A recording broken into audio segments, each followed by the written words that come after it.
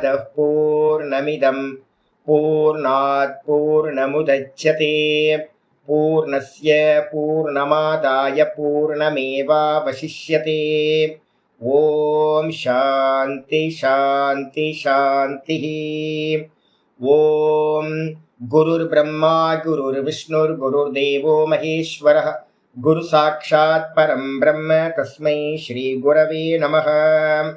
नारायणं पद्मभुवं वसिष्ठं शक्तिं च तत्पुत्र पराशरं च व्यासं सुखं गौडपदं महान्तं गोविन्द योगीन्द्रमथास्य शिष्यं श्रीशङ्कराचार्यमथास्य पद्मपादं च हस्तामलकं च शिष्यं तं तोटकं वार्तिककारमन्यानस्मद्गुरून् सन्ततमानतोऽस्मि।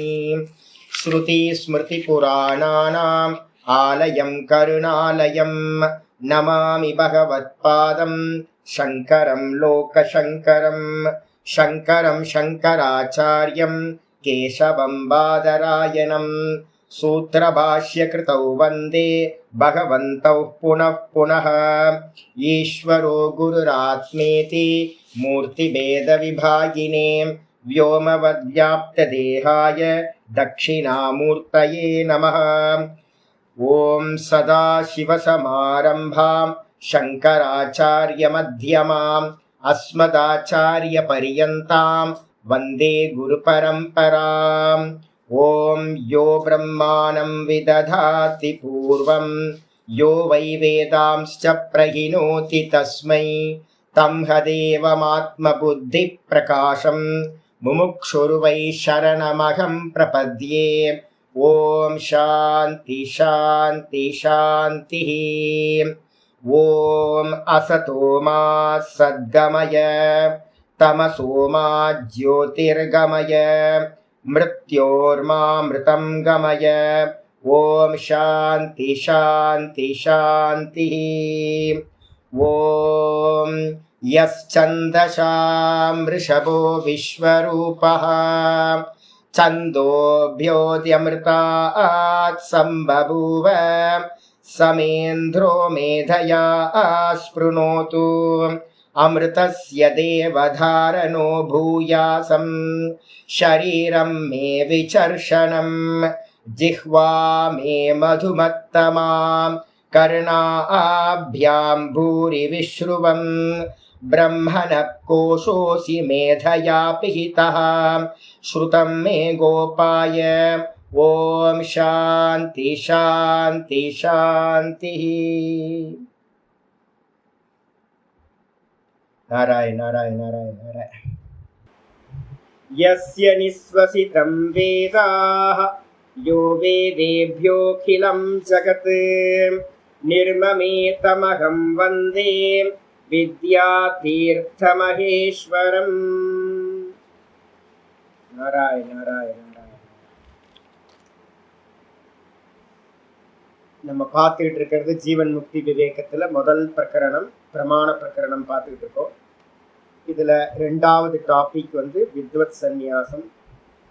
இந்த வித்வத் சந்நியாசத்தோட நேற்று கிளாஸ்ல நம்ம என்ன பண்ணியிருக்கோம், வித்வத் சந்நியாசம் எங்க முடியுது அப்படின்னும் போது பிரம்மானுபவத்துல வந்து பார்த்தீங்கன்னா முடிகின்றது அப்படின்னு நம்ம பார்த்துருக்கோம். எங்க ஆச்சாரியார்கள் வந்து பார்த்தீங்கன்னா வித்யாரண்ய சுவாமிகள் இது மாதிரி பரம்பரையில இருக்கிறவங்க ரொம்ப கிளியரா ஒன்று சொல்லுவாங்க. என்ன அப்படின்னு கேட்டீங்கன்னா, பதஜன்ய ஞானம் ஸ்ரவணம். இது வித்யாரண்ய சுவாமியோட லட்சணம். இது பஞ்சதசியில சொல்றது பதஜன்ய ஞானம் ஸ்ரவணம். சிரவண காலத்துல நமக்கு வந்து பார்த்தீங்கன்னா பதார்த்தங்கள் மட்டும்தான் நமக்கு தெரியும். அதுக்கப்புறம் வந்து பார்த்தீங்கன்னா அதை எடுத்துக்கிட்டு வந்து பார்த்தீங்கன்னா மனனத்துக்கு போகும்போது முதல்ல கம்பேர் ஸ்டடீஸ்க்கு என்ன பேர் அப்படின்னு கேட்டிங்கன்னா, நிறைய புக்ஸை வச்சு வந்து பார்த்தீங்கன்னா தர்க்கம் யோகம் இது மாதிரி நிறைய சாகித்யம் எல்லா ஃபிலாசபியும் வச்சுக்கிட்டு பிற மதங்கள் எல்லாத்தையும் இது தப்பு, இந்த காரணத்தினால இது தப்பு, இந்த காரணத்தினால இது தப்பு அப்படின்னு ஒப்பீனியன்ஸ். அதான் வந்து பார்த்தீங்கன்னா மதங்கள் அப்படின்னாவே என்ன அர்த்தம், மற்ற ஒப்பீனியன் ஆத்மாவை பற்றி அந்த ஒப்பீனியன்ஸ் எல்லாத்தையும் வந்து பார்த்தீங்கன்னா நம்ம வேதாந்த சித்தாந்தத்தை வச்சுக்கிட்டு நிராகரணம் பண்ணுறது, இதுதான் மனனம் அப்படின்னு பேர்.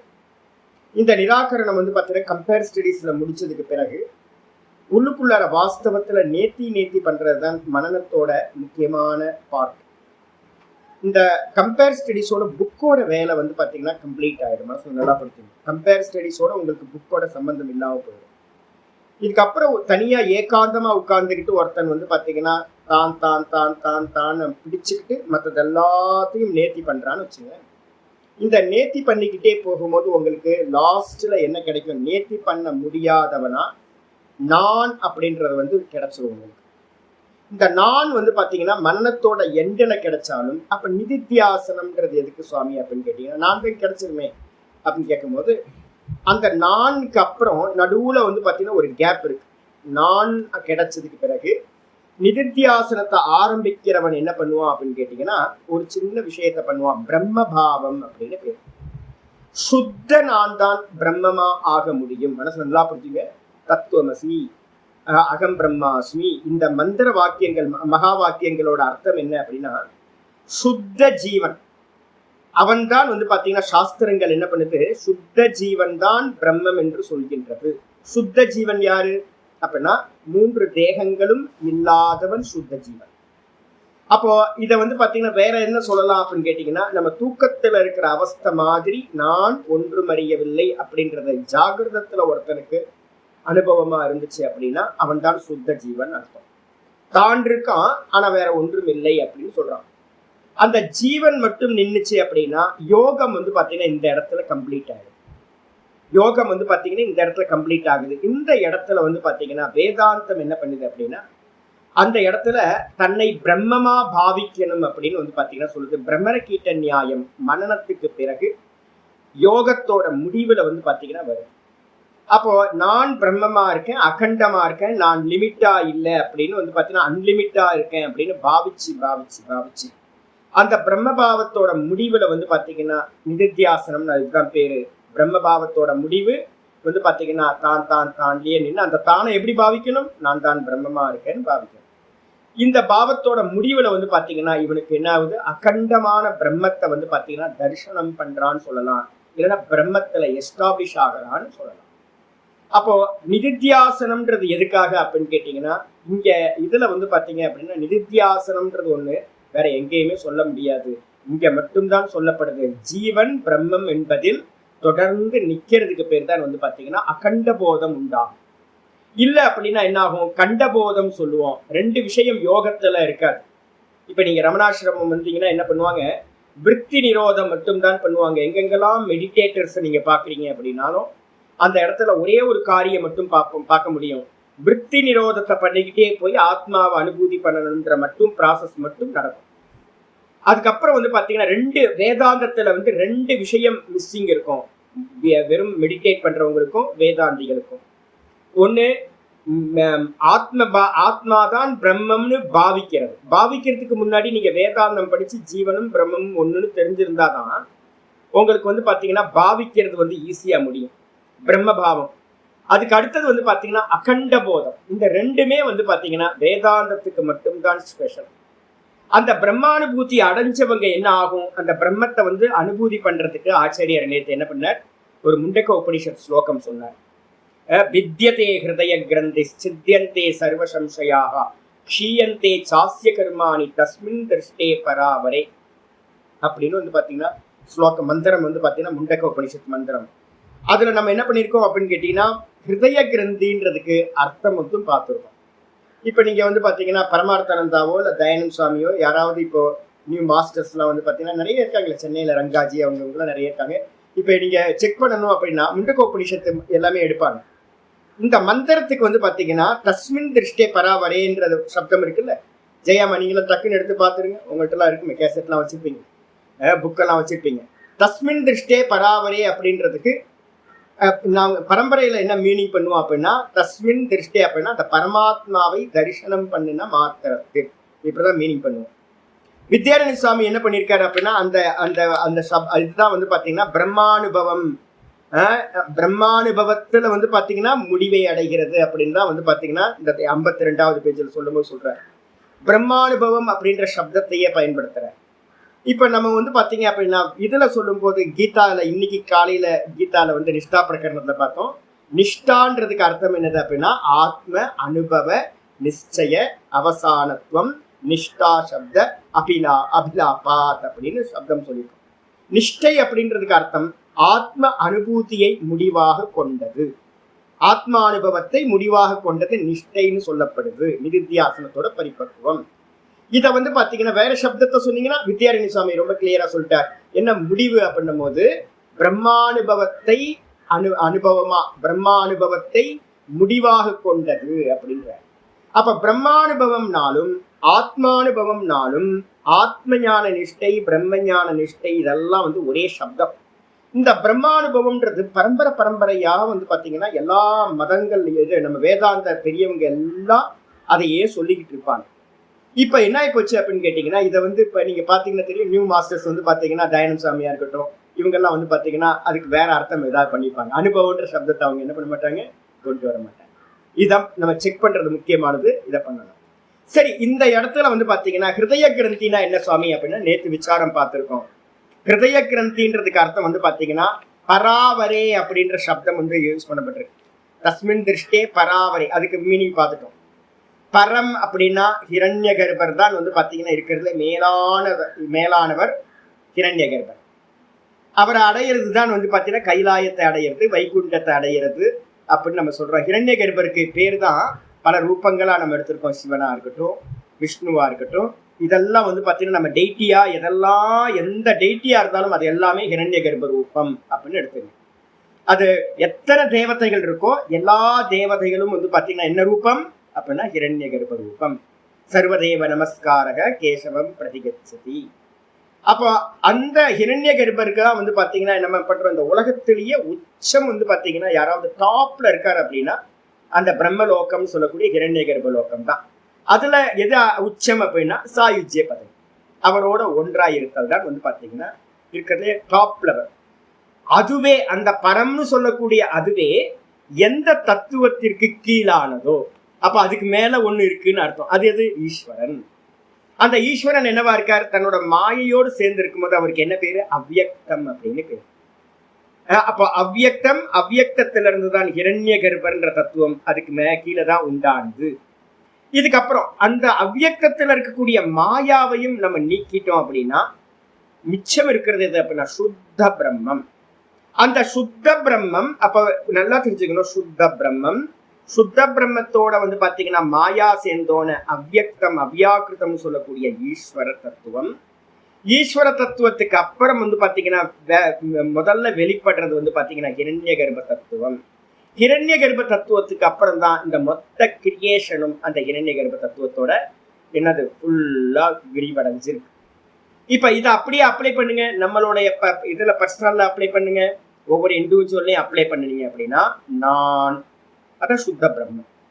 இந்த நான் கூட பாத்தீங்கன்னா ஒன்னும் தெரியலன்ற மாயா அவித்யா சேர்ந்துச்சு அப்படின்னா தூக்கத்துல நான் ஒன்னும் தெரியலன்னு இருக்கேன். அதுக்கு என்ன பேரு அப்படின்னா நான் ஒன்னும் தெரியலன்னு சொன்னா அவ்யக்தம் அவ்யாக்கிருதம் அப்படின்னு பேரு. அதுதான் ஈஸ்வர தத்துவம் பேரு. இந்த மாயையோட சேர்ந்தா ஈஸ்வர தத்துவம், மாயையை விட்டுட்டீங்கன்னா சுத்த பிரம்ம தத்துவம், சுத்த நான். அப்ப அந்த சுத்த நான் மாயையோடு சேரும்போது ஈஸ்வர தத்துவம் ஆயிடுது. காரணம் அதான் அவ்யக்தம்னு பேரு. அதுல இருந்துதான் எது உற்பத்தி ஆகுது அப்படின்னா முதல்ல பிராணன் பாத்தீங்கன்னா முதல்ல உற்பத்தி ஆகுது. பிராணனுக்கு பேரு ஹிரண்ய கர்ப்பர்னு பேரு, பிரதமஜ அப்படின்னு பேரு, முதல்ல உண்டான தத்துவம். அதுதான் பாத்தீங்கன்னா அந்த பிராணன் தான் என்னவா பரிணமிக்குது அப்படின்னா காலையில வேக்கப் ஆகும் போது பாத்தீங்கன்னா புத்தியா பரிணமிக்குது, மனசா பரிணமிக்குது.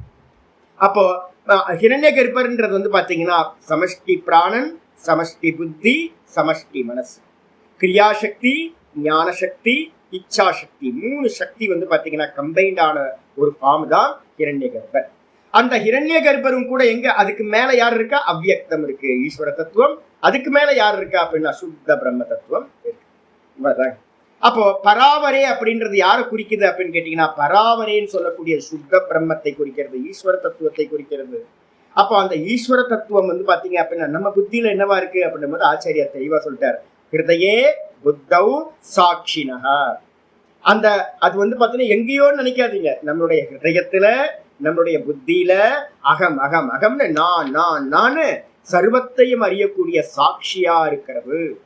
அந்த சாட்சியோட நம்ம என்ன பண்ணிட்டோம் அப்படின்னா அதோட ரிஃப்ளெக்ஷன் என்ன பண்ணுது, அந்த நானுக்கு பக்கத்துல இருக்கிற மாயா டெய்லி காலையில நமக்கு என்ன பண்ணுது, பிராணனையும் அதுக்கப்புறம் புத்தி, மனசு, இந்திரியங்கள், தேகம், அப்புறம் இந்த ஜெகத் எல்லாத்தையும் பாத்தீங்கன்னா ப்ரொஜெக்ஷன் பண்ண மாத்திரத்துல இந்த நான் பாத்தீங்கன்னா சுத்த நான் அதுல எல்லாத்துலயும் ரிஃப்ளெக்ட் ஆகுது. அப்படி ரிஃப்ளெக்ட் ஆகுதுன்னு சொல்லலாம். இல்ல அப்படின்னா அந்த நான் என்ன பண்ணுது அப்படின்னா எல்லாத்தோடையும் அபிமானத்தை அடைஞ்ச மாதிரி ஆகுது. தாதாத்மிய பாவம்னு பேர். நான் தேகம் ஒன்னாயிட்டேன், நான் மனசு ஒன்னாயிட்டேன், நான் இந்த இந்திரியங்கள் ஒன்னாயிட்டேன். இது மாதிரி எல்லாத்தோடையும் இந்த நான் பாத்தீங்கன்னா சுத்த சைத்தன்யமா ஆகாசம் மாதிரி இருக்கக்கூடியது. அது என்ன ஆயிடுச்சு, நிர்குண நிராகாரம். இந்த எல்லாத்தோடையும் சேர்ந்து சேர்ந்து தாதாத்மிய பாவத்தை அடையுது. இது எதனால, அநாதிகால அவித்யா காரணம். எப்போ உண்டாச்சு தெரியல. அப்ப அந்த அவித்யா பாத்தீங்கன்னா என்ன அப்படின்னு கேட்டீங்கன்னா, அதனால நிர்மாணம் பண்ணப்பட்டது என்னெல்லாம் நிர்மாணம் பண்ணப்பட்டிருக்கு அப்படின்னு கேட்டீங்கன்னா, தூக்கத்துல அந்த அவித்யா காரணமா இருக்கு. டெய்லி நம்ம தூக்கத்துல ஒன்னும் தெரியலன்றதோட இந்த நான் ஆலிங்கனம் பண்ணிட்டு இருக்கு. தூக்கத்துல ஒன்னு எதோட ஆலிங்கனம் நடக்குது, எதோட மிதுனம் நடக்குது, சேர்ந்திருக்கு அப்படின்னு கேட்டீங்கன்னா, நான்ற திரஷ்டாவும் ஒன்னும் தெரியலன்ற திருஷ்யமும் ஒன்னா சேர்ந்திருக்கு. அதுக்கு பேரு காரண பந்தம் அப்படின்னு பேர். இதைதான் நம்ம என்ன பண்றோம், ருத்ர கிரந்தி அப்படின்னு சொல்றோம். இதுக்கப்புறம் வேக்கப் ஆகும்போது பாத்தீங்கன்னா 17 தத்துவங்கள் வேக்கப் ஆகுது. புத்தி, அகங்காரம், பஞ்ச தன்மாத்திரைகள், பஞ்ச ஞானேந்திரியம், பஞ்ச கர்மேந்திரியம், இது எல்லாம் வேக்கப் ஆகுது. அப்ப மொத்தமா சொன்னீங்கன்னா பஞ்ச ஞானேந்திரியம், பஞ்ச கர்மேந்திரியம், பஞ்ச பிராணம் 15 ஆயிடும். மனம், புத்தி, சித்தம், அகங்காரம் 4 எடுத்துக்கலாம், 19. இல்ல 2 எடுத்துக்கிட்டீங்கன்னா, புத்தி மனசுன்னு மட்டும் 2 எடுத்துக்கிட்டீங்கன்னா 17 தத்துவங்கள் காலையில வேக்கப் ஆகுது. இந்த வேக்கப் ஆகும்போது இருக்கிறது எல்லாமே சூக்ஷ்ம தேகம் அப்படின்னு பேர். அப்போ அந்த சூக்ஷ்ம தேகத்துல எல்லாம் நான்கிறது பாத்தீங்கன்னா அட்டாச்மெண்டோட இருக்கு. அதுக்கு என்ன பேரு அப்படின்னு கேட்டீங்கன்னா விஷ்ணு கிரந்தி அப்படின்னு பேரு. அதுக்கப்புறம் பாத்தீங்கன்னா ஸ்தூல தேகம் இதெல்லாம் வேக்கப் ஆனோட கடைசியில பஞ்ச பூத்தங்கள், ஸ்தூல பூத்தங்கள் உண்டாகுது. இந்த தேகமும் ஸ்தூல பூத்தங்களும் உண்டாகுது. ஜீவ ஜெகத், இந்த ஸ்தூல தேகம், அதுக்கப்புறம் இந்த ஜெகத் எல்லாம் பஞ்சபூத்தங்கள். இது பாத்தீங்க அப்படின்னா இதுல இருக்கிற அபிமானம் என்ன அப்படின்னா, நான் இந்த ஸ்தூல தேகம் அப்படின்னு எனக்கு ஒரு அபிமானம் இருக்கு. இதுக்கு என்ன பேரு அப்படின்னு கேட்டீங்கன்னா பிரம்ம கிரந்தி அப்படின்னு பேரு.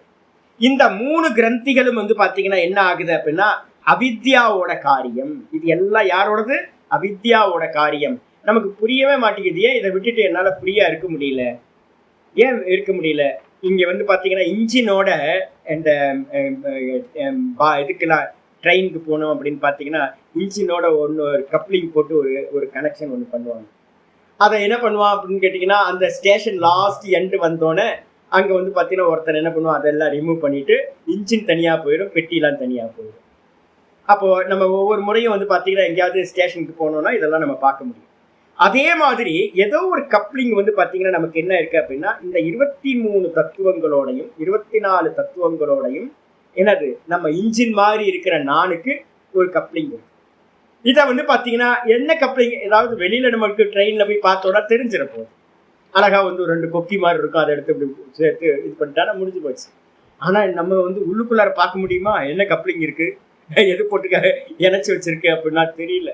அப்போ தெரியாத, கண்ணுக்கு தெரியாத ஏதோ ஒரு முடிச்சு, ஒரு நாட்டு பாத்தீங்கன்னா இருக்கு. அது கண்ணுக்கு தெரியல, அஜ்ஞான முடிச்சுக்கள்னு சொல்றோம். அஜ்ஞான கிரந்தி, கிரந்தி மாதிரி கிரந்தி, முடிச்சு மாதிரி, நாட்டு மாதிரி நாட்டு என்ன ஏதோ கட்டி வச்சிருக்கு நானோட இந்த தேக ஆதிகள் எல்லாம். இது எப்ப சுவாமி இதாகும் அப்படின்னா, நீங்க என்னதான் புரிஞ்சுக்கிட்டாலும் பாத்தீங்கன்னா பதஜன்ய ஞானம் ஒருத்தருக்கு உண்டாச்சு அப்படின்னா இந்த பந்தம் போக போக இந்த கப்ளிங் ரிலீவ் ஆகாது.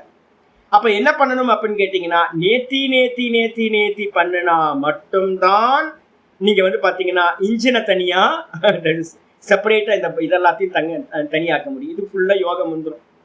இதை ஃபுல்லா நேத்தி ப்ராசஸ் எல்லாத்துலயும் பாத்தீங்கன்னா யோகம் வந்துடும்.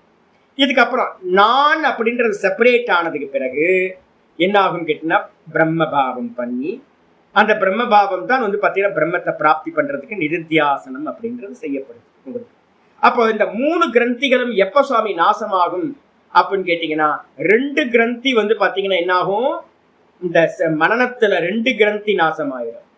3வது கிரந்தி பாத்தீங்க அப்படின்னா, நான் ஜீவன் அப்படின்றது நான் எப்ப பிரம்மம்னு அனுபூதி ஆகுதோ அப்பதான் இந்த 3வது கிரந்தி எது அவித்யா ருத்ர கிரந்தி நம்ம சொல்றோம் பாத்தீங்களா, அந்த ருத்ர கிரந்தி தான் வந்து பாத்தீங்கன்னா நிதித்தியாசனத்தோட முடிவுல என்ன ஆகுது, நாசமாகின்றது. இதை நல்லா புரிஞ்சுக்கணும். அப்போ ஒரு நேத்தி பண்ணிக்கிட்டே போனீங்க அப்படின்னா இண்டிவிஜுவல் கான்சியஸ்னஸ் கிடைச்சிரும். ஆனா வந்து பாத்தீங்கன்னா 2 கிரந்தி தான் தெளிவாயிருக்கும், அஜ்ஞானம் அங்க இருக்கும். ஏன் அப்படின்னா தூக்கத்துல நம்ம இருக்கோம்ல, தூக்கத்துல வந்து பாத்தீங்கன்னா ஸ்தூல தேகம் இருக்கா, இல்ல. சூக்ஷ்ம தேகம் இருக்கா, இல்ல. அப்ப ஸ்தூல தேகமும் இல்ல, சூக்ஷ்ம தேகமும் இல்ல, நான் ஆனந்தமா இருக்கேன், ஒன்னும் தெரியலன்னு ஒருத்தருக்கு ஜாகிரதத்திலேயே எக்ஸ்பீரியன்ஸ் ஆச்சுன்னா, மெடிடேட் பண்ணி நல்லா மெடிடேட் பண்ணி நான் ஆனந்தமா இருக்கேன், வேற ஒன்றும் அறியவில்லை அப்படின்னு ஒரு சமாதி ஒருத்தருக்கு உண்டாச்சு அப்படின்னா அவருக்கு வந்து ஸ்தூல தேகம் சூக்ஷ்ம தேகம் இருக்காது. ஆனா கூட என்ன இருக்கு, ஒன்னும் தெரியல அப்படின்ற அவித்யா இருக்கும். அதுதான் அந்த பிரம்மானுபூதி நடக்கும் போதுதான் வந்து பாத்தீங்க அப்படின்னா அகண்ட போதம் அப்படின்னு நம்ம சொல்றோம். இந்த அகண்ட போதம் உண்டாகும் போது, அகண்ட போதத்தை வந்து பாத்தீங்கன்னா உண்டு பண்றதுக்கு வந்து பாத்தீங்கன்னா ஒரு விருத்தி வந்து பாத்தீங்கன்னா நாங்க ஸ்பெஷலா சொல்லுவோம் சாஸ்திரங்கள்ல. அதுக்கு பேர் என்ன பேருன்னா அகண்டாகார விருத்தி அப்படின்னு பேர். இந்த அகண்டாகார விருத்தி வந்து என்ன பண்ணுவோம் அப்படின்னு கேட்டீங்கன்னா, ஒரு தாட். என்ன தாட் அகண்டாகார விருத்தி? அகம் பிரம்மாஸ்மின்ற தாட். நான் பிரம்மமா இருக்கேன், நான் பிரம்மமா இருக்கேன், நான் பிரம்மமா இருக்கேன்ற அகண்டாகார விருத்தின்னு சொல்லலாம். இதைதான் பிரம்மபாவம்னு சொல்லுறோம். இதைதான் வந்து பாத்தீங்கன்னா பிரம்மர கீட்ட நியாயம் அப்படின்னு அந்த ஒரு நியாயத்துப்படி சொல்றோம். அப்ப அந்த விருத்தி என்ன பண்ணும் அப்படின்னு கேட்டீங்கன்னா, நான் பிரம்மமா இருக்கேன் அப்படின்ற விருத்தி, பிரம்மம்னா அகண்டம் அன்லிமிட்டு, நான்றது வந்து பாத்தீங்கன்னா லிமிட்டு. அப்ப இந்த நான்றது வந்து பாத்தீங்கன்னா நான் இல்ல, நான் வந்து பாத்தீங்கன்னா அகண்டம் பிரம்மம் அப்படின்னு பாவிச்சு பாவிச்சு பாவிச்சு ஒரு டைம்ல என்ன ஆயிடும்னு கேட்டீங்கன்னா, ரெண்டும் இந்த நான்ற புத்தி லிமிட்ன்ற புத்தி போயிடுச்சு அப்படின்னா அன்லிமிட்டான போதம் உண்டாகுது, பிரம்ம போதம். அந்த சமயத்துலதான் ஜீவோ பிரம்மைவ நாப்பரக, ஜீவன் பிரம்மத்துக்கு அந்நியமா இல்லை அப்படின்றது தெரிஞ்சிடும். ஒரே தத்துவம் தான், ஏக்கமே அத்வித்தியம் பிரம்மம் தான் இருக்கு அப்படின்னு தெரியும் போது அந்த ருத்ர கிரந்தியானது நாசத்தை அடைகின்றது அப்படின்னு வந்து பாத்தீங்கன்னா 3 கிரந்தி வந்து பாத்தீங்கன்னா சொல்ல முடியும். அதனால்தான் நம்ம யோகத்தை வந்து பாத்தீங்கன்னா என்ன பண்றோம், இப்ப எங்கேயாவது வந்து பாத்தீங்கன்னா இப்ப பகவான் அடைஞ்சது, ரமண பகவான் அடைஞ்சது வந்து பாத்தீங்கன்னா அல்டிமேட் அடைஞ்ச, அவருக்கு நல்ல சம்ஸ்காரம் முந்தின ஜென்மத்தோடதெல்லாம் இருக்கு. அவர் பேச்சுல ஒரு இடத்துல கூட எறவே இல்லை. ஒரு இடத்துல கூட நான் வந்து பாத்தீங்கன்னா நான் வந்து என்ன பண்ணியிருக்கேன், பிருகதாரண்யம் பாடம் படிக்கும் போது ரமண பகவானோட இது இருக்குல்ல நம்ம வச்சனாமிர்தம், அப்போ நான் என்ன பண்ணியிருக்கேன் அப்படின்னு கேட்டிங்கன்னா, நான் அப்போ வந்து அவ்வளோ பெரிய பக்தன்லாம் இல்லை, எனக்கு நல்லா தெரியும், ஆனால் சித்தாந்தம் தெரியாது எனக்கு. நான் வந்து என்ன பண்ணேன் அப்படின்னா பிருகதாரண்யம் படிக்கும் போது நான் எப்பவுமே ஒரு பெரிய கிரந்தம் ஏதாவது படிக்கிறது அப்படின்னா ஒரு ஸ்நாக்ஸ் மாதிரி சைடிஸ் ஏதாவது வச்சு பண்ணுவேன். ஒரு லைட்டான ஒரு டெக்ஸ்ட் ஏதாவது வச்சுக்கிட்டு ஒரு ஹெவி டெக்ஸ்ட்டை ஒன்று வச்சுட்டு இருக்கும்போது நான் ட்ராவல் பண்ணுவேன்.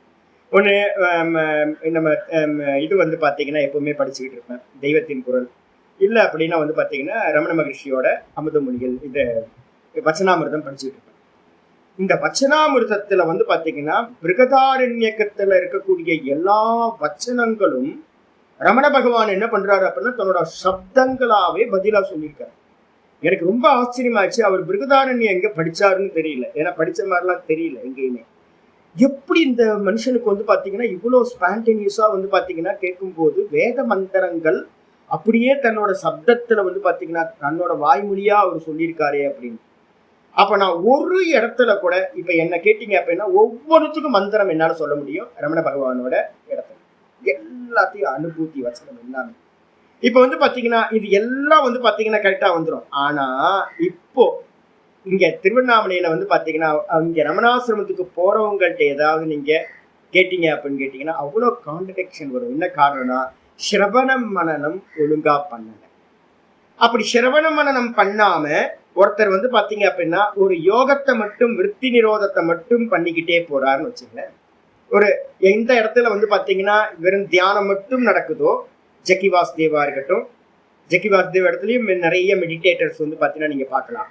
எங்கெங்கெல்லாம் மெடிடேஷன் மட்டும் ஓரியன்டா இருக்கோ, சிரவண மனனம் இல்லாம டைரக்டா மெடிடேஷன் பண்றதுக்கு போறாங்களோ, அந்த ஸ்கூலை ஸ்டார்ட் பண்ணவங்க வந்து பாத்தீங்க அப்படின்னா அடைஞ்சிருப்பாங்க கரெக்டா.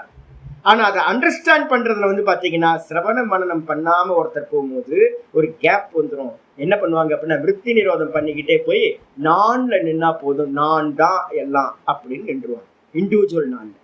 அதனாலதான் வந்து பாத்தீங்கன்னா என்ன பண்ணார் அப்படின்னா நம்ம அரவிந்தர் வந்து என்ன பண்ணார், இந்த ரமண மகரிஷியை பத்தி பேசும்போது அரவிந்தர்கிட்ட கேட்குறாங்க, ரமண மகரிஷியோட நான் யார் விசாரம் இருக்கே அது என்ன அப்படின்னும் போது அரவிந்தர் வந்து பார்த்தீங்கன்னா ரொம்ப ஷாக்கிங்கான நியூஸ் சொன்னார். என்ன அப்படின்னு கேட்டீங்கன்னா பார்ஷியல் என்லைட்மெண்ட் அப்படின்ட்டு. என்ன பேர் ரொம்ப ரொம்ப டெக்னிக்கலான இது பண்ணிக்கணும். பார்ஷியல் என்லைட்மெண்ட் அப்படின்னும் போது என்னது, ஆஃப் பேக்டு. இன்னும் வந்து பார்த்தீங்கன்னா இன்னும் கொஞ்சம் இருக்கு. வெறும் நான்ல மட்டும் நின்றுட்டீங்க அப்படின்னா வேதம் வந்து பார்த்தீங்கன்னா வெறும் நானை சொல்லலை. வேதம் என்ன சொல்லுதுன்னா நான் பிரம்மமா இருக்கேன்னு சொல்லுது. அப்போ ரெண்டு விஷயம் நல்லா தெரிஞ்சுக்கணும். ஒன்று, இப்போ தேகாதிகள்ல இருந்து மெதுவா மெதுவா மெதுவா கீழே இறங்கி வந்து வெறும் சுத்த நானுக்கு வந்துடணும். தூக்கத்துல தேகம் இல்லை, ரெண்டு தேகம் இல்லை. தூக்கத்துல வந்து பார்த்தீங்கன்னா வெறும் காரண தேகம் அவித்யா மட்டும்தான் இருக்கு. இதே மாதிரி உட்கார்ந்து ஒருத்தர் ஸ்தூல தேகத்தையும் சூக்ஷ்ம தேகத்தையும் நான் இல்லை நான் இல்லை நான் இல்லைன்னே போய் வெறும் தான்ல மட்டும் நின்னார் அப்படின்னா அது பார்ஷியல் என்லைட்மெண்ட் அப்படின்னு பேரு. இது வந்து யோகத்தோட என்லைட்மெண்ட். நல்லா புரிஞ்சுக்கணும், இது ரொம்ப கேர்ஃபுல்லா எடுத்துக்கணும். இந்த நாண தெரியறதுக்கே நீங்க என்ன பண்ணி ஆகணும், மெடிடேட் பண்ணி ஆகணும். உங்களுக்கு மெடிடேஷன் போய் இது ஒவ்வொன்றா தாண்டணும். விஷயங்களை தாண்டணும், இந்திரியங்களை தாண்டணும், மனசை தாண்டணும், புத்தியை தாண்டணும். இந்த எல்லாத்தையும் தாண்டி வந்து பார்த்தீங்கன்னா வந்து நின்னீங்கன்னா தான் இண்டிவிஜுவல் நாளில் நிற்க முடியும். இதை தாண்டறதுக்கு யோகம் தான் முக்கியமானது. ஆனால் அங்கே தான் யோகம் எங்கே முடிவடைதோ அந்த இடத்துல வேதாந்தம் ஸ்டார்ட் ஆகுது. அந்த நான் நம்ம சொல்கிறோமே, அந்த இண்டிவிஜுவல் நான் வந்து பார்த்தீங்கன்னா ஆச்சாரியார் எக்ஸாம்பிள் நிறைய சொல்லுவார். நீங்கள் 15வது அத்தியாயத்தில் வந்து பார்த்தீங்கன்னா பகவத்கீதையில் 15வது அத்தியாயத்தில் ஒரு 3 எக்ஸாம்பிள் வந்து பார்த்தீங்கன்னா ஆச்சாரியார் பாஷ்யத்தில் சொல்லியிருப்பார். தத் பரிமார்கிதவ்யம் அப்படின்ற சப்தம் வந்து பார்த்தீங்கன்னா இருக்கு. அந்த தேடி கண்டடைய வேண்டும் அப்படின்னும் போது அந்த இடத்துல எக்ஸாம்பிள் சொல்றார். பானை உடைஞ்சுது அப்படின்னா பானைக்குள்ளார என்ன இருக்கு, கட்டாகாசம்னு சொல்லுவோம். ஒரு பானைக்குள்ளார ஒரு சின்ன பானையில இருக்கிற ஆகாசம். இந்த ஆகாசம் பானை உடைஞ்சதுன்னா என்ன ஆகும் அப்படின்னு கேட்டா மகாகாசத்தோட ஒன்றிணைதல். ஆக்சுவலா என்னது, ஏற்கனவே ஒன்னாதான் இருந்துச்சு. ஆனா நடுவில் அந்த பானைன்ற ஒரு மீடியம் வந்து பாத்தீங்கன்னா என்ன பண்ணிருச்சு, லிமிட்டான மாதிரி காட்டுச்சு. அப்ப வந்து பாத்தீங்கன்னா அந்த பானை எப்ப உடையுதோ அப்ப வந்து கட்டாகாசம் மகாகாசமாக ஆகிட்டு அப்படின்னு நம்ம சொல்றோம். அதே மாதிரி இண்டிவிஜுவல் இந்த தேகத்துல நான் அப்படின்ற எண்ணம், இந்த தேகத்துக்குள்ளார இருக்கிற கான்சியஸ்னஸ், இந்த பிரம்மானுபூதி நடக்கும் போது என்ன ஆகுதுன்னா முதல்ல பாவம் பண்ணதுல நிக்கிறது, மெடிடேட்ல நிக்கிறது, தான் தான் தான் தான் தான் தான் தான்லயே நீண்ட காலம் நிக்கிறது. அப்படி நிற்கும் போது என்ன ஆகுனா அகண்ட போதமானது உண்டாகுது. கட்டாகாசம் மகாகாசமா ஆகிற மாதிரி. அப்ப ஜீவத்துவம் போய் அந்த இடத்துல என்ன வந்துடும், பிரம்மபாவம் பிரம்மத்துவம் வந்துடும். ஜீவன் பிரம்மமாக ஆகின்றான். அதனால்தான் வந்து அரவிந்தர் சொல்லும் போது என்ன சொல்றார், நான அடைந்தா பார்ஷியல் என்லைட்மெண்ட். அப்ப ஃபுல்லான என்லைட்மெண்ட் எப்பன்னா பிரம்மபாவத்துக்கு அப்புறம் நிதித்தியாசனம், அகம் பிரம்மாஸ்மி என்ற நிதித்தியாசனத்துல அதோட பரிபக்குவத்துல இப்ப நம்ம பார்த்துருக்கோம்ல பராவரேன்னு பார்த்துருக்கோமே, தஸ்மின் திருஷ்டே பராவரே. அந்த பரமாத்மாவை தரிசனம் பண்ண மாத்திரத்துல உங்களுக்கு வந்து என்னது ஜீவபுத்தியும் போயிடும், இருக்கிறது ஏக்கமேவ அத்விதீயம்ன்ற தன்மை சித்தித்துவிடும் ஆயிடுச்சு. இதான் வந்து பாத்தீங்கன்னா இது. அப்போ 3 கிரந்தியை வந்து பாத்தீங்கன்னா சொல்றோம். யோகத்துல போனீங்கன்னா 2 கிரந்தி தான் நாசமாகும். பிரம்ம கிரந்தி நாசமாகும், கூட வந்து பாத்தீங்கன்னா விஷ்ணு கிரந்தி நாசமாகும். தூக்கத்துல இருக்கிற மாதிரி நான் சுகமா இருக்கேன், ஒன்றும் அறியவில்லை, இதோட வந்து நின்றுவீங்க. அதுக்கப்புறம் அந்த ஒன்றும் அறியவில்லைன்றது அவித்யா, அதுதான் வந்து போகணும். அதுதான் பீஜம் எல்லாத்துக்கும். நீங்க பார்ஷியல் என்லைட்மெண்ட் அது மட்டும் வந்துட்டு நீங்க விட்டுட்டீங்க அப்படின்னா அது திரும்பவும் ஜென்மத்தை கொடுத்துக்கிட்டே இருக்கும். ஜென்மத்தை வந்து பாத்தீங்கன்னா திரும்ப திரும்ப அம்மா இருக்காங்க, அம்மா இருக்கிறதுனால குழந்தைய பெற்றுக்கிட்டே இருப்பாங்க, திரும்ப திரும்ப ஜென்மம் வந்து சம்பவிச்சுக்கிட்டே இருக்கும். அப்ப வேதாந்தத்தினால்தான் வந்து பாத்தீங்கன்னா அவித்யா நாசம் வேதாந்தத்தினால்தான் நடக்கும் அப்படின்னு புரிஞ்சு 3 கிரந்தி சொல்லியாச்சு. அதுக்கப்புறம் இன்னைக்கு பாட்டம் வந்துருங்க. சரி, கிரந்திக்கு அப்புறம் என்னது 3 விஷயம் இருக்கு. வித்யதே ஹிருதய கிரந்தி, சித்தியந்தே சர்வ சம்சயாக. ஹிருதய கிரந்திகள் அவிழ்ந்து போகின்றன, முடிச்சுக்கள் அவிழ்ந்து போகின்றன. அந்த பரமாத்மாவை தரிசனம் பண்ண மாத்திரத்துல கூடவே என்னது அப்படின்னா சித்தியந்தே சர்வ சம்சயாக, எல்லா சந்தேகங்களும் நாசமாகின்றன. சந்தேகம் என்ன சுவாமி சந்தேகம் அப்படின்னு கேட்டீங்கன்னா ஆச்சாரியார் சொல்றாரு, ஆத்மா சாட்சிவா கர்த்தாவா. ஆத்மான்ற இடத்துல எல்லாம் நான் போட்டுங்க, நான்றதுதான் ஆத்மா. அப்போ ஆத்மான்னு ஏதோ நம்ம விட்டுட்டு வேற எதையும் யோசிச்சுட்டு இருப்போம். அப்ப கேள்வி வருது, நான் வந்து பாத்தீங்கன்னா சாட்சியா? ஆத்மான்ற இடத்துல நான் போட்டீங்கன்னா நான் யாரு? நான் யாரு? நான் வந்து பாத்தீங்கன்னா சாட்சியா இல்ல நான் கர்த்தாவா? சாஸ்திரம் எல்லாம் சொல்லுது, என்ன சொல்லுது? ஆத்மான்றது சாட்சி, ஆத்மான்றது சாட்சின்னு சொல்லுது. ஆத்மான்றது திரஷ்டா. சாட்சிக்கு வேற சாதாரணமா லாங்குவேஜ்ல சொன்னீங்கன்னா பார்க்கின்ற திரஷ்டா அப்படின்னு சொல்லுது.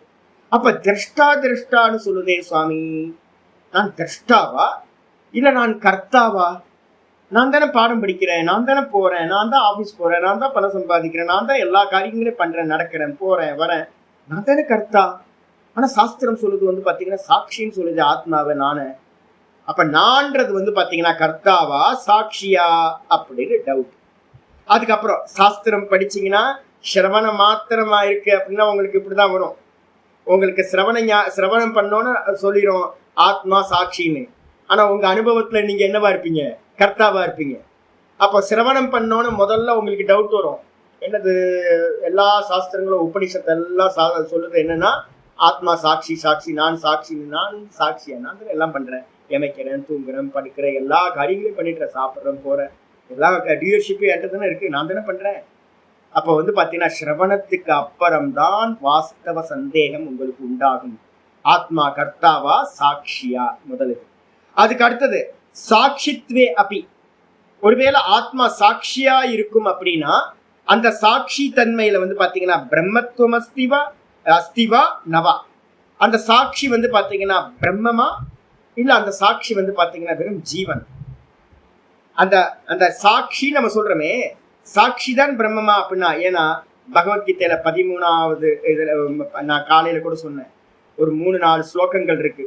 என்ன அப்படின்னு கேட்டீங்கன்னா 10-20 பாத்தீங்கன்னா அகமாத்மா குடாகேஷக சர்வபூதாஸ்ரயஸ்திதகன்ற, நான் எல்லா ஜீவராசிகள்லையும் நான் ஆத்மாவா இருக்கேன் அப்படின்ற. சரி, இருந்துட்டு போங்க. அப்ப வந்து பாத்தீங்கன்னா ஒவ்வொரு தேகத்திலும் தனித்தனியா இருக்காரா பகவான் அப்படின்னு கேட்டீங்கன்னா ஒரே பகவான் எப்படி எல்லாத்துலயும் இருக்க முடியும்? ஒரு கேள்வி வந்துடும். இப்ப என்ன கேள்வி வரும் அப்படின்னு கேட்டீங்கன்னா தேகம் அநேகம். அப்ப அநேக தேகங்கள்ல ஒரே ஆள் எப்படி வந்து பாத்தீங்கன்னா இருக்க முடியும்? சந்தேகம் வருமா வராதா? ஒரே பரமாத்மா எங்கேயாவது ஒரு இடத்துல தானே இருக்க முடியும்.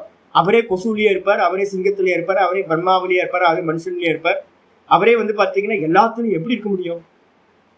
இது ஏதோ கதை சொல்ற மாதிரி இருக்குல்ல, சின்ன குழந்தைங்களுக்கு கதை சொல்ற மாதிரி இருக்கு. எப்படி இருக்க முடியும்? ஒரு ஆள் ஒரு இடத்துல தானே இருக்க முடியும், ஒரு ஆள் ஒரு இடத்துல தான் இருக்க முடியும்.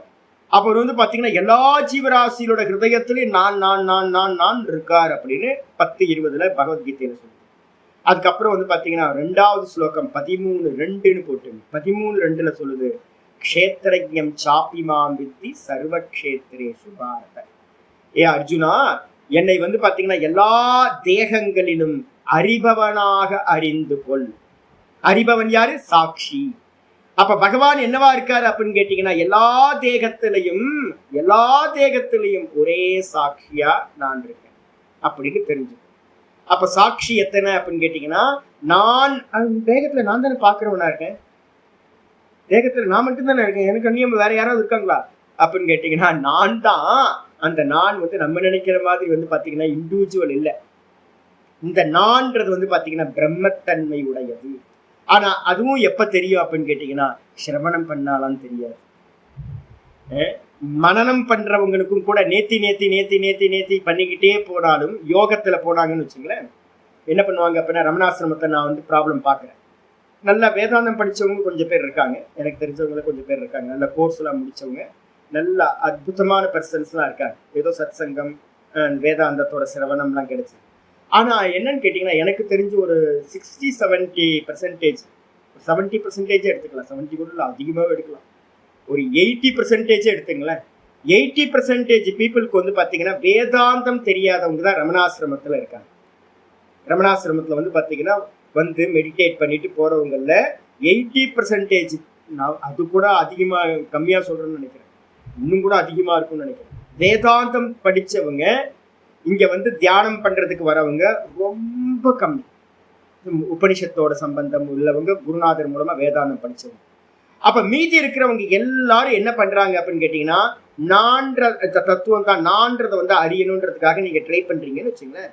இப்ப கடைசியில வந்து பாத்தீங்கன்னா நான்ல நின்றுவாங்க. ஆனா வாசல்ல வந்து பாத்தீங்கன்னா இவன் எதையாவது சாப்பிட்டுட்டு இருக்கும்போது ஒரு நாய் பக்கத்துல வந்து நின்னா கூட வந்து பாத்தீங்கன்னா ஒரு சின்ன பிஸ்கெட்டை பிச்சு போட மாட்டான். அப்ப என்ன ஆகுதுன்னு கேட்டீங்கன்னா, வெறும் மெடிடேட்டர்கிட்ட வந்து இப்ப என்ன ப்ராப்ளம்னா, பிரதிதேகம் ஆத்மா பின்னம்னு நின்றுவாங்க.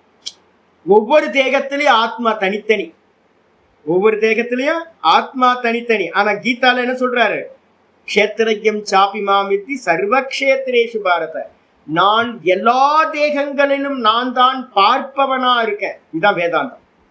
இது வந்து பாத்தீங்கன்னா நீங்க மெடிடேட் பண்றவங்கள்ட்ட அந்த சர்வாத்ம பாவம் வந்து வரவே வராது. அவங்க என்ன பண்ணுவாங்கன்னா, ஒவ்வொரு தேகத்திலையும் ஆத்மா தனித்தனின்னு தான் நிற்பாங்க. எல்லா தேகத்திலையும் இருக்கிறவன் பரமாத்மா ஒருத்தன் பிரம்மம்னு ஒண்ணு இருக்குன்றது அவங்களுக்கு தெரியாது.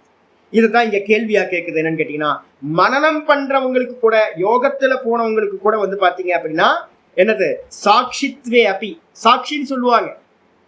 எல்லாம் நீங்க ரமணாசிரமத்துக்கு வந்தீங்க அப்படின்னா எல்லாரும் சொல்லுவாங்க சாட்சி சாட்சின்னு சொல்லுவாங்க. ஆத்மா என்னது, சாட்சி. சாட்சி சொல்லுவீங்க, சரி, ஆத்மா சாட்சியா இருக்கட்டும். அந்த சாட்சி ஒவ்வொரு தேகத்திலும் தனித்தனியா இல்ல, அந்த சாட்சி ஒன்னே ஒண்ணு, அதுல பிரம்மத்துவம் இருந்தா, பிரம்மத்துவம்னு அர்த்தம் அகண்டமாதி, லிமிட்டா இல்ல அகண்டமா அப்படின்ற கேள்வி வரும். சாட்சி அகண்டமா, அன்லிமிட்டா இல்ல வந்து பாத்தீங்கன்னா லிமிட்டா அப்படின்னு. அப்ப யோகத்துல வந்து பாத்தீங்கன்னா இதோட ஸ்டாப் ஆயிடும், சாட்சியோட நின்றுவாங்க. ஆயிடுச்சா? இதுக்கு அடுத்தது மூணாவது கேள்வி வருது, பிரம்மத்வே அபி. மூணாவது கேள்வி ரொம்ப அருமையான கேள்வி இது. மூணாவது கேள்வி வருது, சரி பிரம்மமா இருக்கு அப்படின்னா சாட்சிதான் பிரம்மம் அப்படின்னு எடுத்துக்கிட்டோம் அப்படின்னா, கீதா படிச்சுட்டோம். கீதா படிச்சதுனால சாட்சிதான் பிரம்மம் அப்படின்னு தெரியுது. க்ஷேத்திரஜ்யம் சாபி மாமித்தி சர்வக்ஷேத்ரேஷு பாரத. இதே வந்து பாத்தீங்கன்னா இதுல வந்து பாத்தீங்கன்னா ஸ்வேதாஸ்வதர உபனிஷத்துல ஒரு அருமையான மந்திரம் இருக்குல்ல. ஸ்வேதாஸ்வதரத்துல வரும்போதே முக்கியமான மந்திரம், ஏகோ ஏகோ தேவக சர்வபூதேஷு கூட்டா. என்ன அருமையான மந்திரம் ஆச்சு, 18. ஏகோ தேவக. ஆறாவது 6 முக்கியமான மந்திரம் வந்து ஸ்வேதாஸ்வதர உபனிஷத்து 6:11 போட்டது. 6:11 ரொம்ப கிளியரான மந்திரம் இருக்கு. என்னன்னு கேட்டீங்கன்னா, ஏகோ தேவஹா, ஏகோ தேவஹா சர்வபூதேஷு கூட்டா. எறும்புல இருந்து பிரம்மா வரைக்கும் எல்லா ஜீவராசிகளுக்குள்ளாரையும் ஒரே தேவன் மறைந்திருக்கின்றான். சர்வவியாபி, அவன் சர்வத்தையும் வியாபித்தவன். சர்வபூதாந்தராத்மா, எல்லா பூதங்களுக்கும் அந்தராத்மாவா நானா இருக்கிறவன். கர்ம அத்தியக்ஷக, நம்ம பண்ற எல்லா கர்மங்களுக்கும் சாட்சியா இருக்கான். சர்வபூதாதிவாசக, சூப்பர்வைசர் அவன் தான். நம்ம பண்றது எல்லாத்தையும் மனசுல எப்பவுமே நினைச்சுக்கணும், உள்ள இருந்து ஒருத்தன் பார்த்துக்கிட்டே இருக்கான். அப்ப வந்து பாத்தீங்கன்னா சர்வபூதாந்தராத்மா, சர்வபூதாதி வாசக, எல்லா பூதங்களுக்கும் உள்ள வாசம் செய்கிறவன். ஒரு சின்ன தேகம்னு அலட்சியப்படுத்திடாதீங்க. ஒரு சின்ன புழு பூச்சியில இருந்து எல்லாத்துக்குள்ளாரையும் அவன் தான் வந்து பாத்தீங்கன்னா வாசம் பண்றான். இந்த தேகம் தேவாலய புரோக்தா. ஒவ்வொரு தேகமும், எறும்போட தேகமும் சுவாமியோட ஆலயம் தான், பிரம்மாவோட தேகமும் சுவாமியோட ஆலயம் தான். அதிவாசக அப்படின்னா என்ன அர்த்தம், இந்த ஒவ்வொரு தேகத்தையும் ஆதாரமா வச்சுக்கிட்டு வசிப்பிடமா வச்சுக்கிட்டு வாசம் பண்றான். அது மட்டும் இல்ல, முக்கியமான சப்தம் சொல்றது சாட்சி. பகவான் எப்படி இருக்கார், சாட்சியா இருக்கார். சேத்தா, சைத்தன்யமா இருக்கார். கேவலோ, வெறும் ஒருத்தர் மட்டும்தான். அவர் எப்படிப்பட்டவர், நிர்குணஸ்ச. ரொம்ப அருமையான மந்திரம் ஸ்வேதாஸ்வதர மந்திரம் சொல்லுது. இப்ப கேள்வி வருது, சாட்சி ஓகே, சாட்சி பகவான் என்னவா இருக்கார், பிரம்மம் என்னவா இருக்கு, பிரம்மம் சாட்சியா இருக்கு. அப்ப கேள்வி வருது, அந்த சாட்சியை நம்ம புத்தியினால அறிய முடியுமா, அறிய முடியாதா? வந்துருங்க, புத்தியினால அறிய முடியுமா, அறிய முடியாதா? அதான் இங்க கேள்வி வருது. பிரம்மத்துவே அபி, அந்த பிரம்மமாவே இருந்தாலும் கூட தது புத்தியா வேதித்தும் சக்கியம், அது புத்தியினால் அறிந்து கொள்ள முடியுமா, நவா இது, புத்தியினால அறிந்து கொள்ள முடியாதா? நான் சொன்னல, நம்ம பாரதி தீர்த்த சுவாமிகள்கிட்ட போய் நான் கேட்டேன் கேள்வி, சுவாமி பரோட்சம்னா என்ன, அபரோக்ஷம்னா என்ன அப்படின்னு கேட்கும்போது அவர் தெளிவா சொன்னார், எது எது எல்லாம் நம்ம புத்தியில வந்து பாத்தீங்கன்னா பிரம்மம் இருக்குன்னு என்னதான் சப்தங்களை தெரிஞ்சு புரிஞ்சுக்கிட்டாலும் அது வந்து பாத்தீங்கன்னா ஜாகிரதத்தோட என்ன ஆயிடும், முடிச்சு போயிடும். சொப்பனத்துக்கு போனாவே உங்க ஞானம் இருக்காது அங்க. அங்க ஒரு அக்ஞானி கேரக்டர் தான் இருக்கும். அப்போ வந்து பாத்தீங்கன்னா புத்தியினால நம்ம அறியறது எல்லாமே வந்து பாத்தீங்க அப்படின்னா ஏக்க காலத்துல மட்டும்தான் இருக்கு. சொப்பனத்திலையும் இல்லை, சுசுப்தியிலையும் இல்லாம போயிடுது உங்க ஞானம். எவ்வளவு பெரிய பண்டிதனா இருக்கட்டும், ஜாகிரதத்துல மட்டும்தான் படித்த ஞானங்கள் எல்லாம் இருக்கு. அப்போ வந்து பாத்தீங்கன்னா நம்மளுடைய நாலேஜ் எல்லாம், புத்தியில வச்சிருக்க நாலேஜ் எல்லாம் வந்து பாத்தீங்கன்னா பரோக்ஷம் அப்படின்னு பேரு. அப்போ வந்து பாத்தீங்கன்னா அபரோக்ஷம்ன்றது வந்து பாத்தீங்கன்னா தான் அப்படின்ற அந்த தானை அனுபூதி செய்தல். அந்த தான் அனுபூதி ஆயிடுச்சுன்னா தான் எங்க இருக்கு? ஜாகிரதத்திலையும் தான் இருக்கு, சொப்பனத்திலையும் தான் இருக்கு, சுஷுப்தியிலையும் தான் இருக்கு. இந்த 3 தேகங்களுக்கு தாண்டி இந்த 3 தேகங்களையும் வியாபிச்சு இந்த தான் இருக்கு. அப்ப தானை நீங்க அறிஞ்சிட்டீங்க அப்படின்னா தான் எப்பவுமே போகவே போகாது. என்ன நிலை வந்தாலும் தான் போகவே போகாது. ஆனா புத்தியில அறிஞ்சுக்கிட்டீங்க அப்படின்னா தான் போயிடும். புத்தியில அறிஞ்ச அறிவு டிசென்ட்ரி ஆச்சுனாவே போயிடும். 4 நாள் வந்து பாத்தீங்கன்னா உங்களுக்கு பெட்ல படுத்தோம் அப்படின்னா பேராசிட்டமல்ஸ் ஏதாவது கொடுத்தாங்க, ஆன்டிபயாட்டிக் ஏதாவது கொடுத்தாங்கன்னா போயிடும் உங்களுக்கு. அவ்வளவுதான், முடிஞ்சு போச்சு உங்களோடதெல்லாம். உங்க ஞானம் எல்லாம் வந்து பாத்தீங்க அப்படின்னா மறைஞ்சு போச்சு. நான் மறையுமா அப்படின்னு கேட்டீங்கன்னா எந்த சூழ்நிலையிலையும் நான் போகவே போகாது. நான் மட்டும் இருக்கு. அப்ப நான் அறிஞ்சு நான்ல நிக்கிறதுக்கு பேர் அபரோக்ஷ அனுபூதின்னு பேரு. புத்தியில தெரிஞ்சா அது பரோக்ஷம். அப்ப ஆனா கேள்வி கேக்குது, இந்த புத்தினால அந்த பிரம்மத்தை அறிய முடியுமா இல்ல முடியாதா அப்படின்னு வந்து பாத்தீங்கன்னா இது சக்கியத்வே. அப்படி ஒருவேளை வந்து பாத்தீங்க அப்படின்னா சக்கியத்வே அப்படின்னா அந்த பிரம்மத்தை வந்து பாத்தீங்கன்னா புத்தியினால் அறிஞ்சாலும் கூட தத்துவேன மாத்திரேன முக்திர் தத் வேதன மாத்திரேன முக்திர் நவா இது.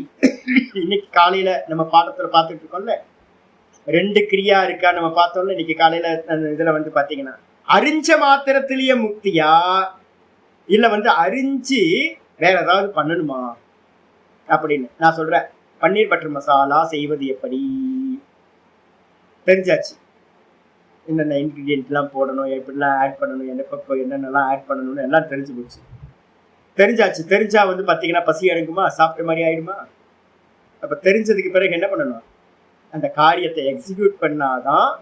பன்னீர் பட்டர் மசாலா ரெடி ஆனதுக்கு பிறகு 3வது கிரியா என்ன தேவைப்படுது? சாப்பிடணும்ல. அப்புறம் சமைக்கணும், சாப்பிடணும், அப்பதான் பசி தீரும், பலன் கிடைக்கும்.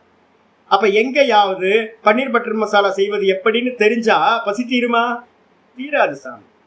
அப்ப வந்து கேள்வி வருது என்னன்னு கேட்டீங்கன்னா சக்கியத்வே அப்படின்னா என்ன அர்த்தம்? புத்தியினால் அந்த பிரம்மத்தை வந்து பாத்தீங்கன்னா அறிய முடியும் என்றால் அப்படி வச்சுக்கிட்டாலும் கூட அந்த அறியறதுனாலேயே வந்து பாத்தீங்கன்னா முக்தி வந்துருமா? இல்ல வந்து பாத்தீங்கன்னா நவா இல்லையா முக்தி வராதா, வேற ஏதாவது பண்ண வேண்டியிருக்கா அப்படின்னு இதை அப்படியே கட் அண்ட் பேஸ்ட் பண்ணி வச்சுக்கணும். நீங்க இதெல்லாம் வந்து பாத்தீங்கன்னா உங்களோட நாலேஜ் இன்க்ரீஸ் பண்றது. இதுக்கெல்லாம் கொஸ்டின் ஆன்சர் வந்து உங்களுக்கு கிடைச்சிச்சு அப்படின்னா நீங்க வந்து பாத்தீங்கன்னா நல்லா டிராவல் பண்ண முடியும். இது முக்கியமான கேள்விகள். இப்ப நான் கேட்ட கேள்விகள் எல்லாம், ஆச்சாரியர் கேட்ட கேள்வி எல்லாம் ரொம்ப முக்கியமானது. என்னென்ன கேள்வி? ஆத்மா வந்து பாத்தீங்கன்னா சாட்சியா கர்த்தாவா? ஆத்மானா என்னது? நான் வந்து பார்க்கிறவனா இல்ல வந்து பாத்தீங்கன்னா டூயர கர்மங்களை பண்ற கர்த்தாவா? 2வது வந்து பாத்தீங்கன்னா நான் சாட்சின்னு சாஸ்திரங்கள் சொல்லுது. அப்படி சாட்சியா இருந்தாலும் கூட நான் ஒவ்வொரு தேகத்திலையும் நான்றது தனித்தனி நானா இல்ல வந்து அதுல பிரம்மம் வந்துருதா? ஈஸ்வரன் தான் நானா இருக்காரா? சாட்சின்ற நான் ஈஸ்வரனா இல்ல வந்து பாத்தீங்கன்னா சாட்சின்ற நான் ஜீவன்? அதுதான் வந்து பாத்தீங்கன்னா சாட்சித்வியாபி பிரம்மத்துவம் அஸ்திவா அப்படின்றது. அப்ப அடுத்த கேள்வி வருது பாத்தீங்கன்னா, அடுத்த 2வது கேள்வி வந்து பாத்தீங்கன்னா ஒருவேளை இந்த நான் சாட்சின்ற நான் தான் பிரம்மமா ஈஸ்வரனா இருக்காரு அப்படின்னா அப்படி வந்து பாத்தீங்கன்னா அதை புத்தியில அறிய முடியுமா, புத்தியால அறிய முடியாதா? அதுக்கப்புறம் வந்து பாத்தீங்கன்னா அடுத்த கேள்வி வந்தது, புத்தியில அறிஞ்சாலும் கூட வந்து பாத்தீங்கன்னா அறிஞ்சா போதுமா இல்ல வந்து பாத்தீங்கன்னா அதை வேற ஏதாவது கர்மா பண்ணி பலன் எடுக்கிறதுக்கு வேற ஏதாவது கர்மா பண்ண வேண்டி இருக்கா அப்படின்னு வந்து பாத்தீங்கன்னா இத்தியாதயக சம்சயாக, இந்த விதமா சந்தேகங்கள் உண்டாகும். வாஸ்தவத்துல இதுதான் சந்தேகம், வாஸ்தவ சந்தேகம். நம்ம கச்சி பிச்சுன்னு எதையாவது சந்தேகம் கேட்டுட்டு இருக்கோம். வாஸ்தவத்துல வந்து பாத்தீங்கன்னா சிரவணம் சரியா, நான் தான் சொல்லுவேன், சிரவணம் பண்றவங்க மத்தியில சந்தேகம் வரும்ல, அதெல்லாம் நான் வந்து பெருசா இது பண்ண மாட்டேன். ஆனா சீரியஸா பதில் சொல்லுவேன். இப்ப நான் யாருக்கையாவது கேள்வி கேட்டு நான் வந்து அலட்சியப்படுத்திருக்கேன்னான்னு கேட்டீங்கன்னா யாரையும் அலட்சியப்படுத்தவே மாட்டேன். ரொம்ப சீரியஸா நான் சொல்லுவேன்னு வச்சுங்களேன். ஆனாலும் எனக்கு தெரியும் எப்ப தெரியுங்களா உங்கள்கிட்ட சரியான கேள்வி வரும். இதான் கேள்வி. கேள்வி கேட்கறது வந்து பாத்தீங்கன்னா ஸ்பஷ்டமா எப்ப வரும் அப்படின்னா ஒரு சிரவணம் பண்ணி நல்லா சிரவணம் பண்ணினீங்கன்னா உங்களுக்கு வந்து பாத்தீங்கன்னா பியூரிஃபை ஆயிடுவீங்க. எப்படி சிந்திக்கிறதுன்ற ஒரு மெத்தடாலஜி தெரிஞ்சது, இப்படிதான் சிந்திக்கணும் அப்படின்னு தெரிஞ்சதுக்கு பிறகு நீங்க கேள்வி கேட்டீங்கன்னா இந்த விதமா தான் கேள்வி இருக்கும். எவ்வளவு கிறிஸ்டல் கிளியரா வந்து பாத்தீங்கன்னா இருக்கு பாரு. எஃபெக்டிவான கொஸ்டின்ஸ், எஃபெக்டிவான சந்தேகங்கள் வரும். அப்படி சந்தேகம் வரும்போது இதுக்கு பேரு சம்சயாகான்னு பேரு. இது எப்ப நாசமாகும் அப்படின்னா எப்ப எனக்கு பிரம்மானுபூதி உண்டாகுதோ அப்பதான் இந்த சந்தேகங்கள் எல்லாம் தஸ்மின் திருஷ்டே பராவரி. அந்த பரமாத்மாவை தரிசனம் பண்ண மாத்திரத்துல, அனுபூதி பண்ண மாத்திரத்துல இந்த சந்தேகங்கள் எல்லாம் நஷ்டமாகின்றன. இரண்டாவது, முதல்ல கிரந்தி, இரண்டாவது வந்து சந்தேகங்கள். அடுத்து மூணாவது என்ன சுவாமி அப்படின்னு கேட்டீங்கன்னா கர்மாணி அனாரப்தானி. கர்மங்கள் மூணாவது வந்து பாத்தீங்கன்னா என்ன சொல்லியிருக்கு மந்திரத்துல அப்படின்னா க்ஷீயந்தே சாஸ்ய கர்மாணி, க்ஷீயந்தே சாஸ்ய கர்மாணி. இவனுடைய கர்மங்கள் எல்லாம் நாசத்தை அடையிறது. கர்மங்கள்னா எத்தனை எடுக்கணும்? 3 விதமான கர்மங்கள். 3 விதமான கர்மங்கள்ல முதல் கர்மாவை எடுத்துங்க, சஞ்சிதம் அப்படின்னு பேரு. அது என்னது? இன்னும் பலன் கொடுக்க ஆரம்பிக்காம இருக்கு. அனாரப்த கர்மானின்னு பேரு. கர்மாணி அனாரப்தானி. அனாரப்தம்னா என்ன அர்த்தம்? ஆரப்தம் அனாரப்தம். ஆரப்தம்னா ஸ்டார்ட் ஆயிருக்கு, நம்ம சொல்றோம்ல ஆரம்பிக்கப்பட்டது அப்படின்னு நம்ம சொல்றோம் தமிழ்ல. ஆரம்பிக்கிறது நம்ம சொல்றோமே, அதான் ஆரப்தம்னு பேர். பிரத்யம் போட்டிருக்கு. ஆரம்பிக்கப்படாதது. ஆரம்பிக்கப்படாததுன்னு என்ன அர்த்தம்? கோடிக்கணக்கான ஜென்மங்களை கொடுக்கறதுக்கு பேங்க்ல நமக்கு ஒவ்வொருத்தரோட இண்டிவிஜுவல் பேங்க் லாக்கர்லயும் கர்மாங்கள் வந்து பாத்தீங்கன்னா அனந்த கோடி கர்மங்கள் இருக்கு, ஜென்மத்தை கொடுக்கும். அதுக்கு பேர் இன்னும் பலன் கொடுக்கவே ஆரம்பிக்கல. இன்னும் எத்தனை கோடி ஜென்மம் கொடுக்கும் தெரியாது, கண்ணுக்கு தெரியவே தெரியாது, பேங்க் பேலன்ஸ்ல இருக்கிறது. அதுக்கு பேரு அனாரப்த கர்மானின்னு பேரு. அதுதான் சஞ்சிதம் அப்படின்னு நம்ம சொல்றோம். எழுதியிருக்கேன், நான் கிளியராகவே எழுதியிருக்கேன். அதுக்கு அடுத்தது ரெண்டாவது என்னது அப்படின்னா ஆகாமின்னு பேரு. இப்ப நம்ம டே டு லைஃப்ல நிறைய பிறந்ததுல இருந்து கர்மா பண்ணிட்டு இருக்கோமா. ஒரு 15-16 வயசு வரைக்கும் நம்ம இவங்க வந்து பாத்தீங்கன்னா ரொம்ப அருமையா சொல்லுவாங்க. நம்ம சாரதா அம்மா வந்து பாத்தீங்கன்னா ஒரு பையன் வந்து கேட்பான், ஒரு 18 வயசு பையன் வந்து பாத்தீங்கன்னா 16-17 வயசு பையன் வந்து பாத்தீங்கன்னா கேட்பான். நான் வந்து பாத்தீங்கன்னா நிறைய அவனு சின்ன குழந்தைங்களாம் அடிக்கும் போகும் வரும்ல, அதெல்லாம் பண்ணும்ல பசங்களுக்குள்ளாரியே நிறைய. ஒரு குழந்தை சாதுவா இருக்கும், ஒரு குழந்தை வந்து பாத்தீங்கன்னா போட்டு அடிக்கும், பொய் சொல்லுவோம். நம்ம குழந்தையெல்லாம் போய் சொன்ன பொய்லாம் இருக்குல்ல, எவ்வளவு பொய் இல்லை. என்ன மாதிரி ஒரு பொய்யனை பார்க்கவே முடியாது, ரொம்ப நியாயத்துக்கு பொய் பண்ணும். அதே மாதிரி வந்து பாத்தீங்கன்னா நான் பண்ண காரியத்தெல்லாம் யோசிச்சு பார்த்தா எனக்கு ரொம்ப சிரிப்பா வருது. அவ்வளோ நமக்கு வந்து பாத்தீங்கன்னா தெரியவே தெரியாது. அந்த சின்ன பையன் வந்து பாத்தீங்கன்னா கேட்கறான், சின்ன வயசுல நான் நிறைய பாப்பெல்லாம் பண்ணியிருக்கேனே, அதெல்லாம் வந்து நமக்கு ஜென்மத்தை கொடுக்குமா அப்படின்னும் போது சாரதாமா ரொம்ப கிளியரா ஒரு வார்த்தை சொல்றாங்க. நீங்க விவரம் தெரியாத ஏஜ் வரைக்கும், ஒரு 18 வயசு வரைக்கும் விவரம் தெரியாது, நம்ம ஏன் பண்றோம் எதுக்கு பண்றோம்னு கூட வந்து பாத்தீங்கன்னா தெரியாது. அது வரைக்கும் பண்ணக்கூடிய தவறுகள்லாம் வந்து பாத்தீங்கன்னா சுவாமி வந்து கணக்குல எடுத்துக்க மாட்டார் அப்படின்றார். 16 வயசு அதான் சொல்லுவோம். 16 வயசு வரைக்கும் இருக்கிறது வந்து பாத்தீங்கன்னா கர்மங்கள் உங்க கணக்குல வரவே வராது. ஆமா, அதுக்கப்புறம் சாஸ்திரத்துல இருக்கிற உபனிஷத்துல இருக்கிற நான் எங்கேயாவது வரும்போது உங்களுக்கு இண்டிகேட் பண்றேன் உங்களுக்கு. அப்ப இப்பதான் இந்த சமீபத்துல படிச்சேன், எங்க படிச்சேன்னு தெரியல, நல்ல உபனிஷத்துல இருக்கிற மந்திரம். அப்ப வந்து பாத்தீங்கன்னா 16 வயசு வரைக்கும் நமக்கு வந்து பாத்தீங்கன்னா எது நல்லது எது கெட்டது, ஏன் பண்றோம் எதுக்கு பண்றோம்னு தெரியாம நிறைய கர்மா பண்ணிடுவோம். அதுக்கப்புறம் விவரம் தெரிஞ்சு மெதுவா மெதுவா காம குரோத லோபம் எல்லாம் இருந்து பிளான் பண்ணி எல்லா கர்மமும் பண்றோமே, அதெல்லாம் இந்த 16 வயசுல இருந்து ஆரம்பிச்சு ஜீவனம் முடியிற வரைக்கும் நம்ம என்னெல்லாம் கர்மா பண்ணிக்கிட்டு இருக்கோமோ அது எல்லாம் என்ன பண்ணும், ஃபியூச்சர்ல போய் பலன் கொடுக்கும். அதுக்கு பேர் ஆகாமி கர்மங்கள் அப்படின்னு பேர். அப்ப இந்த ஜென்மத்துல அதே நேரத்துல மூணாவது எது அப்படின்னு கேட்டீங்கன்னா அதுதான் சொல்றாரு, கர்மாணி அனாரப்தானி. அதுக்கப்புறம் என்னது அடுத்து என்னது தமிழ்ல இருக்கு, நான் பிரிக்காம போட்டிருக்கணும் அந்த இடத்துல, ஒவ்வொன்றா பிரிச்சுங்க. கர்மாணி அனாரப்தானி ஒண்ணு, அதுக்கப்புறம் ஆகாமி ரெண்டாவது, அதுக்கப்புறம் ஜென்ம காரணானி மூணாவது. அந்த இடத்துல பிரேக் பண்ணிங்க, நான் வந்து பிரிச்சு போடாம பதார்த்தங்களை அப்படியே எழுதியிருக்கேன், பிரிக்காம விட்டுருக்கேன். கர்மாணி அனாரப்தானி, கர்மாணி அனாரப்தானி பிளஸ் போட்டு ஆகாமி பிளஸ் போட்டு ஜென்ம காரணானி 3 இருக்கு. ஆகாமி கர்மங்கள் இந்த லைஃப்ல நம்ம என்னெல்லாம் பண்ணிட்டு இருக்கோமோ அது ஃபியூச்சர்ல போய் பலன் கொடுக்கிறது. அதுக்கப்புறம் ஜென்ம காரணானினா இந்த ஜென்மத்தை எடுத்ததுக்கு எது காரணமா இருக்கோ அது பிராரப்தம் அப்படின்னு பேர். இந்த ஜென்மத்தை எடுக்கிறதுக்கு காரணமா இருந்த கர்மங்கள் பிராரப்த கர்மங்கள்னு பேர். இந்த 3 கர்மங்கள் அப்படின்னு பேர். இதுல தது ஏதத்து கிரந்தியாதித்ரயம் அவித்யா நிர்மிதத்துவாத். ஆக்சுவலா என்னன்னு கேட்டீங்கன்னா அஜ்ஞான முடிச்சுக்கள் 3 தேகத்திலையும் நான் என்ற புத்தி அஜ்ஞான முடிச்சு. அதுக்கப்புறம் பாத்தீங்கன்னா சந்தேகங்கள், நான் யாரா இருக்கேன்றதுல உள்ள சந்தேகங்கள். அதுக்கப்புறம் பாத்தீங்கன்னா கர்மங்கள், 3 கர்மங்கள் 3 முடிச்சுக்கள். சந்தேகங்களையும் என்ன பண்ணியிருக்காரு ஆச்சாரியார் 3 வெரைட்டியா 3 குரூப்பா சந்தேகங்களையும் பண்ணியிருக்காரு. இவைகள் எல்லாம் என்னன்னு கேட்டீங்கன்னா தது ஏதத்து கிரந்தியாதி திரயம் அவித்யா. கிரந்தியாதின்னு அர்த்தம் கிரந்தி சம்சயம், அது அப்புறம் பாத்தீங்கன்னா கர்மம். இந்த 3 பாத்தீங்கன்னா வாஸ்தவமா அப்படின்னு கேட்டீங்கன்னா அவித்யா நிர்மிதத்துவாத்.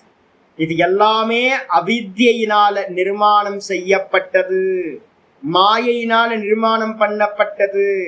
அப்ப மாயையினால உண்டானது எல்லாமே மாயிக்கம். அப்ப பாத்தீங்கன்னா உண்மையா ஒரு மெஜிஷியன் பாத்தீங்கன்னா மாயா காட்சியை காட்டுற, நம்ம பாக்குறதெல்லாம் பாத்தீங்கன்னா ஒரு புறா பறக்குது, ஒரு ஃப்ளவர் வாஷை உண்டு பண்றார், ஒரு கர்ச்சீஃபை பாத்தீங்கன்னா ஷேக் பண்ணி காட்டுறார், ஒரு ஃப்ளவர் வாஷ் வந்துரு. 2 புறாவை பாத்தீங்கன்னா பறக்க விடுறார், ஒரு பழத்தை பாத்தீங்கன்னா கிரியேட் பண்றார், ஒருத்தரோட தலையை வெட்டுறார். இதெல்லாம் பார்க்கிறோம். ஆனா பார்த்துக்கிட்டு இருக்கும் போது கரெக்ட் மேஜிக் ஷோ முடிஞ்சோன்னே அது எதுவுமே இல்லை, நம்ம பார்த்தது எதுவுமே இல்லாம போயிடுது. ஏன் அப்படின்னா நம்ம பார்த்த காட்சிகள் எல்லாம் ஒரு மாயினால நமக்கு தெரிஞ்சது. அதே மாதிரி இப்ப நம்ம சொன்ன எல்லாம் பாத்தீங்கன்னா அவித்யா நிர்மிதத்வா, வாஸ்தவத்துல மாயினால் நிர்மாணிக்கப்பட்டதுனால ஆத்ம தரிசனேன நிவர்த்ததே. எப்போ நீங்கும் ஆத்ம தரிசனத்தினால மட்டும் தான். தரிசன சப்தமே போடுறார். ஆத்மானுபூதி பிரம்மானுபூதி, அதான் தஸ்மின் திருஷ்டே பராவரே என்ற சப்தத்துல வித்யாரண்யர் ரொம்ப கிளியரா சொல்றார். ஆத்ம தரிசனத்தினால மட்டும்தான் இந்த 3 நீக்கத்தை அடையும். ஆயிடுச்சு. இதுக்கப்புறம் பாத்தீங்கன்னா அடுத்தது அப்ப பாத்தீங்கன்னா ஒரு மந்திரம் பாத்தீங்கன்னா முக்கியமான மந்திரம். எப்ப வித்வத் சந்நியாசம்ன்றது பூர்த்தி ஆகுது அப்படின்னா, ஒருத்தர் சாதனா பாத்தீங்கன்னா எப்ப பூர்த்தி ஆகும் அப்படின்னா இந்த 3 விஷயம் நீங்கணும். அது எப்ப முடியும்? பரமாத்மாவை தரிசனம் பண்ண மாத்திரத்துல இது நடந்தது சொல்லியாச்சு.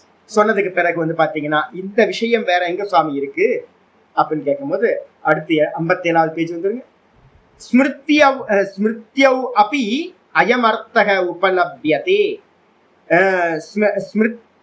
ஸ்மிருத்யௌ அபி அயமர்த்தக உபலப்யதே. எங்க ஏன் இதெல்லாம் குறிக்காம விட்டுருக்கேன், நான் அப்படியே ஒன்னாவே போட்டிருக்கேன், ஏதோ அர்ஜென்ட்ல போட்டிருக்கேன்னு நினைக்கிறேன். ஸ்மிருத்யௌ அப்பு அப்படின்னா என்ன அர்த்தம்? ஸ்மிருதியிலும் கூட. ஸ்மிருதினா இங்க எதை எடுக்கணும்? நான் ஸ்ருதி சொல்லியாச்சு, முண்டக்க உபனிஷத் வேதம். அப்புறம் ஸ்மிருதினா நம்ம என்ன எடுக்கிறோம்னா கீதா, பகவத்கீதையை ஸ்மிருதியில எடுத்துக்கிறோம். பகவத்கீதையில பாத்தீங்கன்னா நம்ம முக்கியமான மந்திரம் ஒன்று பார்த்தோம், 18, 17. நான் ரொம்ப நேரம் அதுக்கு வியாக்கியானம்லாம் பண்ணியிருக்கேன். 18, 17 பாத்தீங்கன்னா பெரிய வியாக்கியானம் பண்ணியிருக்கேன் நான். ரொம்ப நேரம் அது 4-5 கிளாஸ்க்கு மேல வியாக்கியானம் படிச்சோம், நம்ம பேசணும். ஆச்சாரியார் சொல்றார், அதுலயும் கூட சொல்லப்பட்டிருக்கு இந்த ஞானத்தோட முடிவு எப்படி இருக்கும் அப்படின்னு. ஒரு வித்வத் சன்னியாசி ஞானத்தை பரமாத்மாவை தரிசனம் பண்ணவன் என்ன பண்ணுவான்? அவன்கிட்ட என்ன மாதிரி எண்ணம் இருக்கும் அப்படின்னு கேட்கும்போது, அனுபூதி பண்ணதுக்கு பிறகு சகஜத்துக்கு வருவாங்கல்ல. நான் இன்னைக்கு காலையில பாடம் எடுத்துக்கிட்டு இருக்கேன்ல, 55வது ஸ்லோகம் சகஜ அவஸ்தான்னு போட்டு உங்களுக்கு எடுக்கிறேன். 18:55 சகஜ அவஸ்தான்னு சொல்லியிருக்கேன். அந்த சகஜ அவஸ்தையில இருக்கிறவன் எப்படி இருப்பான் அப்படின்னும் போது இங்க மந்திரம் சொல்லுது ஸ்லோகத்துல. 18, 17 இருக்க ஸ்லோகத்தை சொல்றாரு. யஸ்ய நாகங்கிருதோ பாவஹ புத்திர் யஸ்ய ந லிப்யதே ஹத்வா பிசயிமான் லோகான் நஹந்தி ந நிபத்யதே நஹந்தி ந நிபத்யதே. எப்ப பாத்தீங்கன்னா உங்களுக்கு இந்த 3 தேகங்களும் நான் இல்லை அப்படின்னு ஒருத்தனுக்கு ஆயிடுச்சோ, எப்படி சமாதியில பாத்தீங்கன்னா ஒருத்தனுக்கு தெரிஞ்சு போச்சு தூக்கத்துல தேகமே 2 தேகங்கள் இல்லை. ஆனா பாத்தீங்கன்னா அவித்யா இருக்கிறதுனால டெய்லி நம்ம வேக்கப் ஆகும்போது என்ன பண்றோம்? நான் புத்தி நான் மனசு அப்படின்னு அகங்காரம் வந்துருது. அப்போ அவித்யா வந்து பாத்தீங்கன்னா அனுபூதி, பரமாத்மாவை அனுபூதி பண்ற மாத்திரத்தை தான் அந்த ருத்ர கிரந்தி நாசமாகுது. அப்ப ருத்ர கிரந்தி ஒருத்தனுக்கு நாசம் ஆயிடுச்சு அப்படின்னா அஜ்ஞானம் இருக்காது. அஜ்ஞானம் இருக்காது அப்படின்னும் போது அவன் என்னதுன்னு கேட்டீங்கன்னா தன்னை தான்னு பார்ப்பான், திருஷ்யத்தை திருஷ்யம்னு பார்ப்பான். இப்ப நீங்களும் நானும் என்ன பண்ணிட்டு இருக்கோம்? தாதாத்மிய அத்தியாசம் பண்ணி வச்சிருக்கோம். நான்றத தேகம் நான், புத்தி நான், மனசு நான், இந்திரியம் நான் அப்படின்னு ஆட் பண்ணிட்டோம். ரெண்டும் ஒண்ணுன்னு நம்ம என்ன பண்ணிட்டோம்? சிங்க் ஆயிட்டோம். திரஷ்டு திருஷ்ய சம்யோகம், இதுதான் ஹேய ஹேத்து, இதுதான் சம்சாரத்துக்கு காரணம். அப்ப இந்த ரெண்டுத்தையும், திரஷ்டாவையும் திருஷ்யத்தையும் சேர்த்து சேர்த்து நம்ம பார்க்கறோம்ல. இதை வந்து பாத்தீங்கன்னா இதுக்கு என்ன காரணம் அப்படின்னும் போது யோக சூத்திரத்துல இருக்குல்ல, தஸ்ய ஹேத்துர் அவித்யா. ஏப்பா என்னப்பா நடுவில் பேஸ்ட் யாருப்பா அப்படின்னு கேட்டா அவித்யா தான் பேஸ்ட். அப்ப வந்து பாத்தீங்கன்னா பிரம்மானுபூதியில வந்து ஒருத்தருக்கு அவித்யா நாசம் ஆகுது அப்படின்னா அவர் சகஜ சமாதிக்கு வருவார். சமாதியில இருந்து கீழே இறங்கி வரும்போது அவர்கிட்ட அவித்யா இருக்காரு. அவித்யா இல்லாத போது அவர் என்ன பண்ணுவாருன்னா தானே தானா பார்ப்பார், திருஷ்யத்தை திருஷ்யமா பார்ப்பார். இந்த பேஸ்ட் வந்து பாத்தீங்கன்னா இல்லாம போயிடுச்சு. நானையும் திருஷ்யத்தையும் ஒட்டக்கூடிய பேஸ்ட் இல்லாம போயிடுச்சு. இப்ப நீ சில இடத்துலலாம் பாத்தீங்க அப்படின்னா வெயில்ல வச்சிங்கன்னு வச்சுங்களேன். நான் ஏதோ ஒரு ஹவுஸ் ஓனர் அம்மா சொன்னாங்க, ஒரு டப்பா ஏதோ ஒன்று கொண்டு வந்து வச்சு ஸ்டோர் ரூம்ல வைக்கிறதுக்கு. சாமி வெளியில வைக்காதீங்க சாமி அப்படின்னா. வெளியில இருந்துட்டு போட்டோம், நமக்கு என்ன அப்படின்னு நான் என்ன பண்ணிட்டேன், வெளியிலேயே கிடக்குது. ஒரு வாரமா வெளியில இருக்கு. வெயில்ல இருந்து பட்டு பட்டு பட்டு மேலே ஒட்டியிருக்க பிளைவுட் என்ன ஆயிடுச்சு அப்படின்னா, பிளைவுட் தனியாகவும் அந்த மேலே மைக்கா தனியாகவும் பிளைவுட் தனியாகவும் ஆயிடுச்சு. நடுவில் போட்டிருந்த அந்த பேஸ்ட் என்ன ஆயிடுச்சுன்னா அந்த இதில் ட்ரை ஆகி போச்சு. அப்போ செப்பரேட் ஆகிடுதா, பிளைவுட் செப்பரேட் ஆகுது, அப்புறம் வந்து மைக்கா அதுக்கு மேலே ஒட்டியிருக்க மைக்கா செப்பரேட் ஆயிடுச்சு வெயில் பட்டு, வெயிலோட காரணத்தினால. இதே மாதிரி பிரம்மானுபூதியில என்ன நடக்குது அப்படின்னு கேட்டிங்கன்னா, திரஷ்டாவையும் திருஷ்யத்தையும் சேர்த்து வச்சிருக்கிற அந்த பேஸ்ட், நடுவில் இருக்கிற பேஸ்ட் அவித்யா. அந்த அவித்யா பிரேக் ஆயிடும். பிரேக் ஆனோட பார்க்கிறவனா ஆயிடுறான், பார்க்கப்படும் வஸ்து ஆயிடுது. அப்படி ஆனதுக்கு பிறகு இப்ப நீங்களும் நானும் என்ன பண்றோம்? புத்தி பண்றத நான் பண்றேன். எனக்கு தெரியுமா? எனக்கு தெரியுமா? புத்திக்கு தெரியுமா? புத்திக்கு தெரியும். ஆனா இப்ப நமக்கு என்ன இருக்கு? ஐயோ எனக்கு இது நல்லா தெரிய மாட்டேங்குதே அப்படின்னு புலம்புறோம். இல்லைன்னா நல்லா தெரியுமாக்கும் அப்படின்னு அகங்காரம் வருது. என் மனசு எவ்வளோ நல்ல மனசு தெரியுமான்றோம். ஐயோ என் மனசுல கெட்ட எண்ணமா வருது, தாட்லாம் தப்பா வருது, அவன் அடிக்கணும்னு போல தோணுது, இதை ரொம்ப கஞ்சத்தனமா இருக்கணும்னு தோணுது, லோப புத்தி வருது, மோகம் வருது அப்படின்னு நம்ம வந்து பார்த்தீங்கன்னா மனசுல உண்டாகிறது எல்லாத்தையும் எனக்கு உண்டாக்குற மாதிரி நினைக்கிறேன். ஐயோ நான் வந்து குள்ளமா இருக்கேனே, எனக்கு முடி ரொம்ப சின்ன முடியா இருக்கு, என் ஸ்கின் வந்து பார்த்தீங்கன்னா ரொம்ப இது மாதிரி பிளாக்கா இருக்கு, ஒயிட்டான ஸ்கின் இல்லையே, நான் அழகா இல்லையே அப்படின்னு வந்து பார்த்தீங்கன்னா இந்திரியங்கள், இந்த தேகம் எதுலாம் இருக்கோ எல்லாத்தையும் நான் நினைக்கிறேன். நான் படித்தேன், நான் சம்பாதிச்சேன் அப்படின்னு எல்லாத்துலேயும் நான் தேகம் பண்ணது எல்லாத்தையும் நான் பண்றேன். இதே வந்து பார்த்தீங்கன்னா ஏன்? அவித்தியினால தேகாதிகள் எல்லாத்தையும் நான் நினைச்சுக்கிட்டு சேர்த்து வச்சு பார்க்கறேன். அப்ப ஞானி புருஷன் என்ன பண்ணுவான்? அனுபூதிமான் எதோடையும் அவனுக்கு என்ன ஆகாது, சம்பந்தம் வராது, ஆப்ஜெக்டாவே பார்ப்பான். அப்படிப்பட்டவனுக்கு அங்க ஆச்சாரியர் சொல்றாரு, எஸ்ய நாகங்கிருத்தோ பாவா.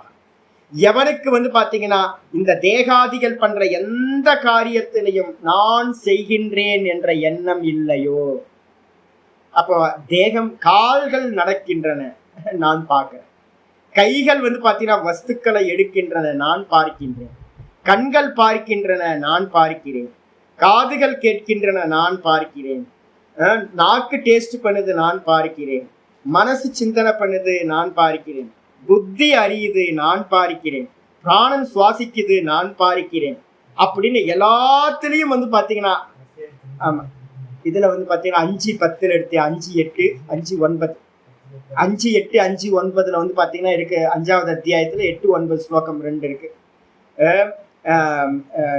அந்த 5:8 5:9 வந்து இப்ப நான் சொல்றேன்ல, பாக்குறது கேட்கறது நடக்கிறது எல்லாத்தையும் சொல்லி நான் செய்யவில்லை அப்படின்ற எண்ணம் அவன்கிட்ட இருக்கும். ஆமா, நைவ கிஞ்சித் கரோமிதி யுக்தோ மன்யேத தத்துவ வித்துன்னு இருக்கு. 5:8 5:9 அது அப்படியே இந்த ஸ்லோகத்துல இருக்கிறது இருக்கு. அப்ப எதோடையும் அவனுக்கு என்ன இருக்காது அப்படின்னு. இதெல்லாம் நீங்க ரமண பகவானோட லைஃப்ல பாத்தீங்கன்னா அப்படியே ஸ்பஷ்டமா அவரோட வச்சனாமிர்தத்துல இருக்கும் உங்களுக்கு. அவர் எந்த இடத்துலயும் ஒரு ஸ்பெல்லிங் மிஸ்டேக் கூட பண்ணவே இல்லை. தான்றதுல வந்து அவர் திரஷ்டான்றதுல பர்ஃபெக்டா ஃபிட் ஆயிருந்தார். எதோடையும் அட்டாச்மெண்ட் இல்லை, சரீரம் பண்ற எந்த கர்மத்தோடையும் அவருக்கு சம்பந்தமே இல்லாம இருந்தார்.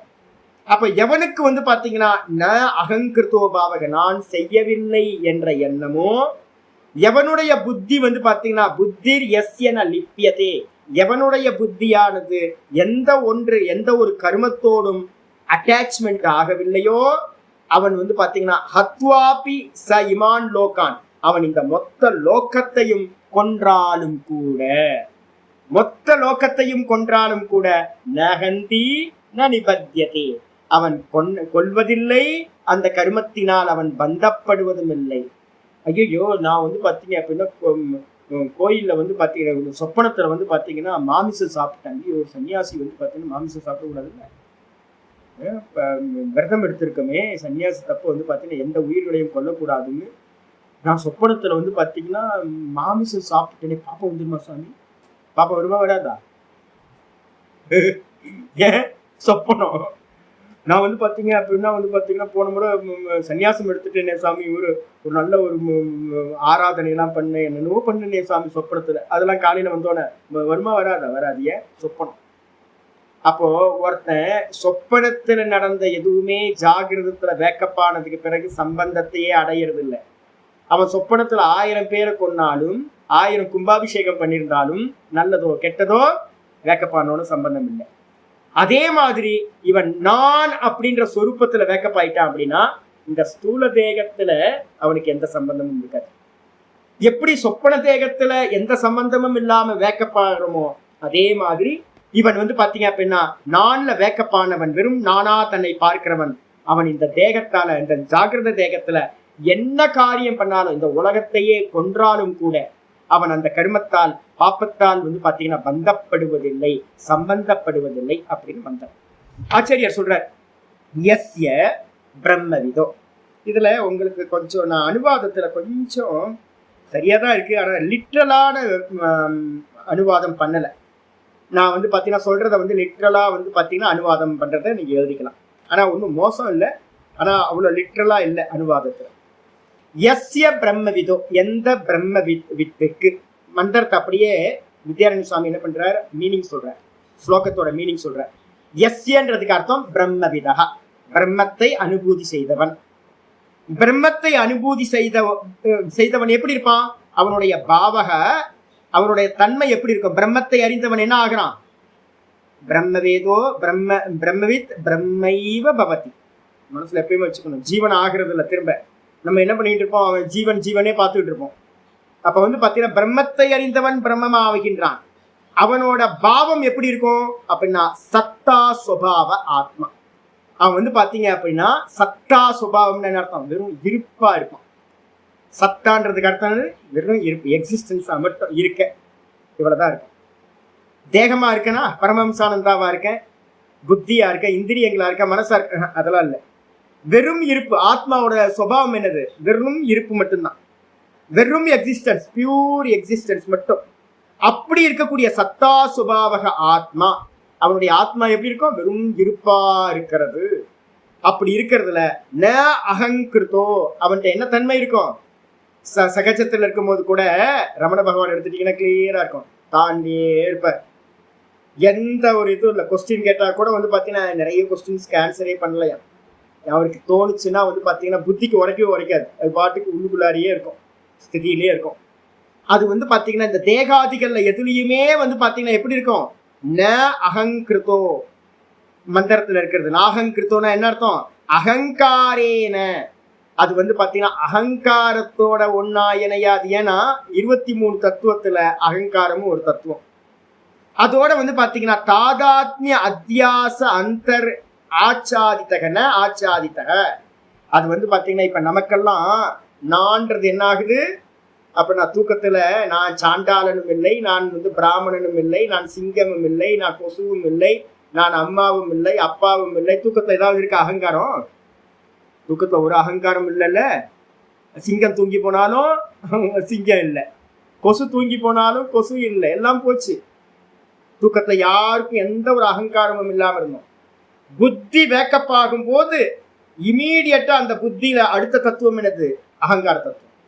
உடனே அந்த அகங்கார தத்துவம் ஏன் புத்தி அப்படின்னு அதோட என்னோடதோட இதாயிடுச்சு. அப்ப இந்த நான் புத்தியோட ஆட் ஆயிடுச்சு, அகங்காரத்தோட ஆட் ஆயிடுச்சு, மனசோட ஆட் ஆயிடுச்சு, எல்லாத்தோடையும் தாதாத்மிய சம்பந்தத்தை அடைஞ்சிரு.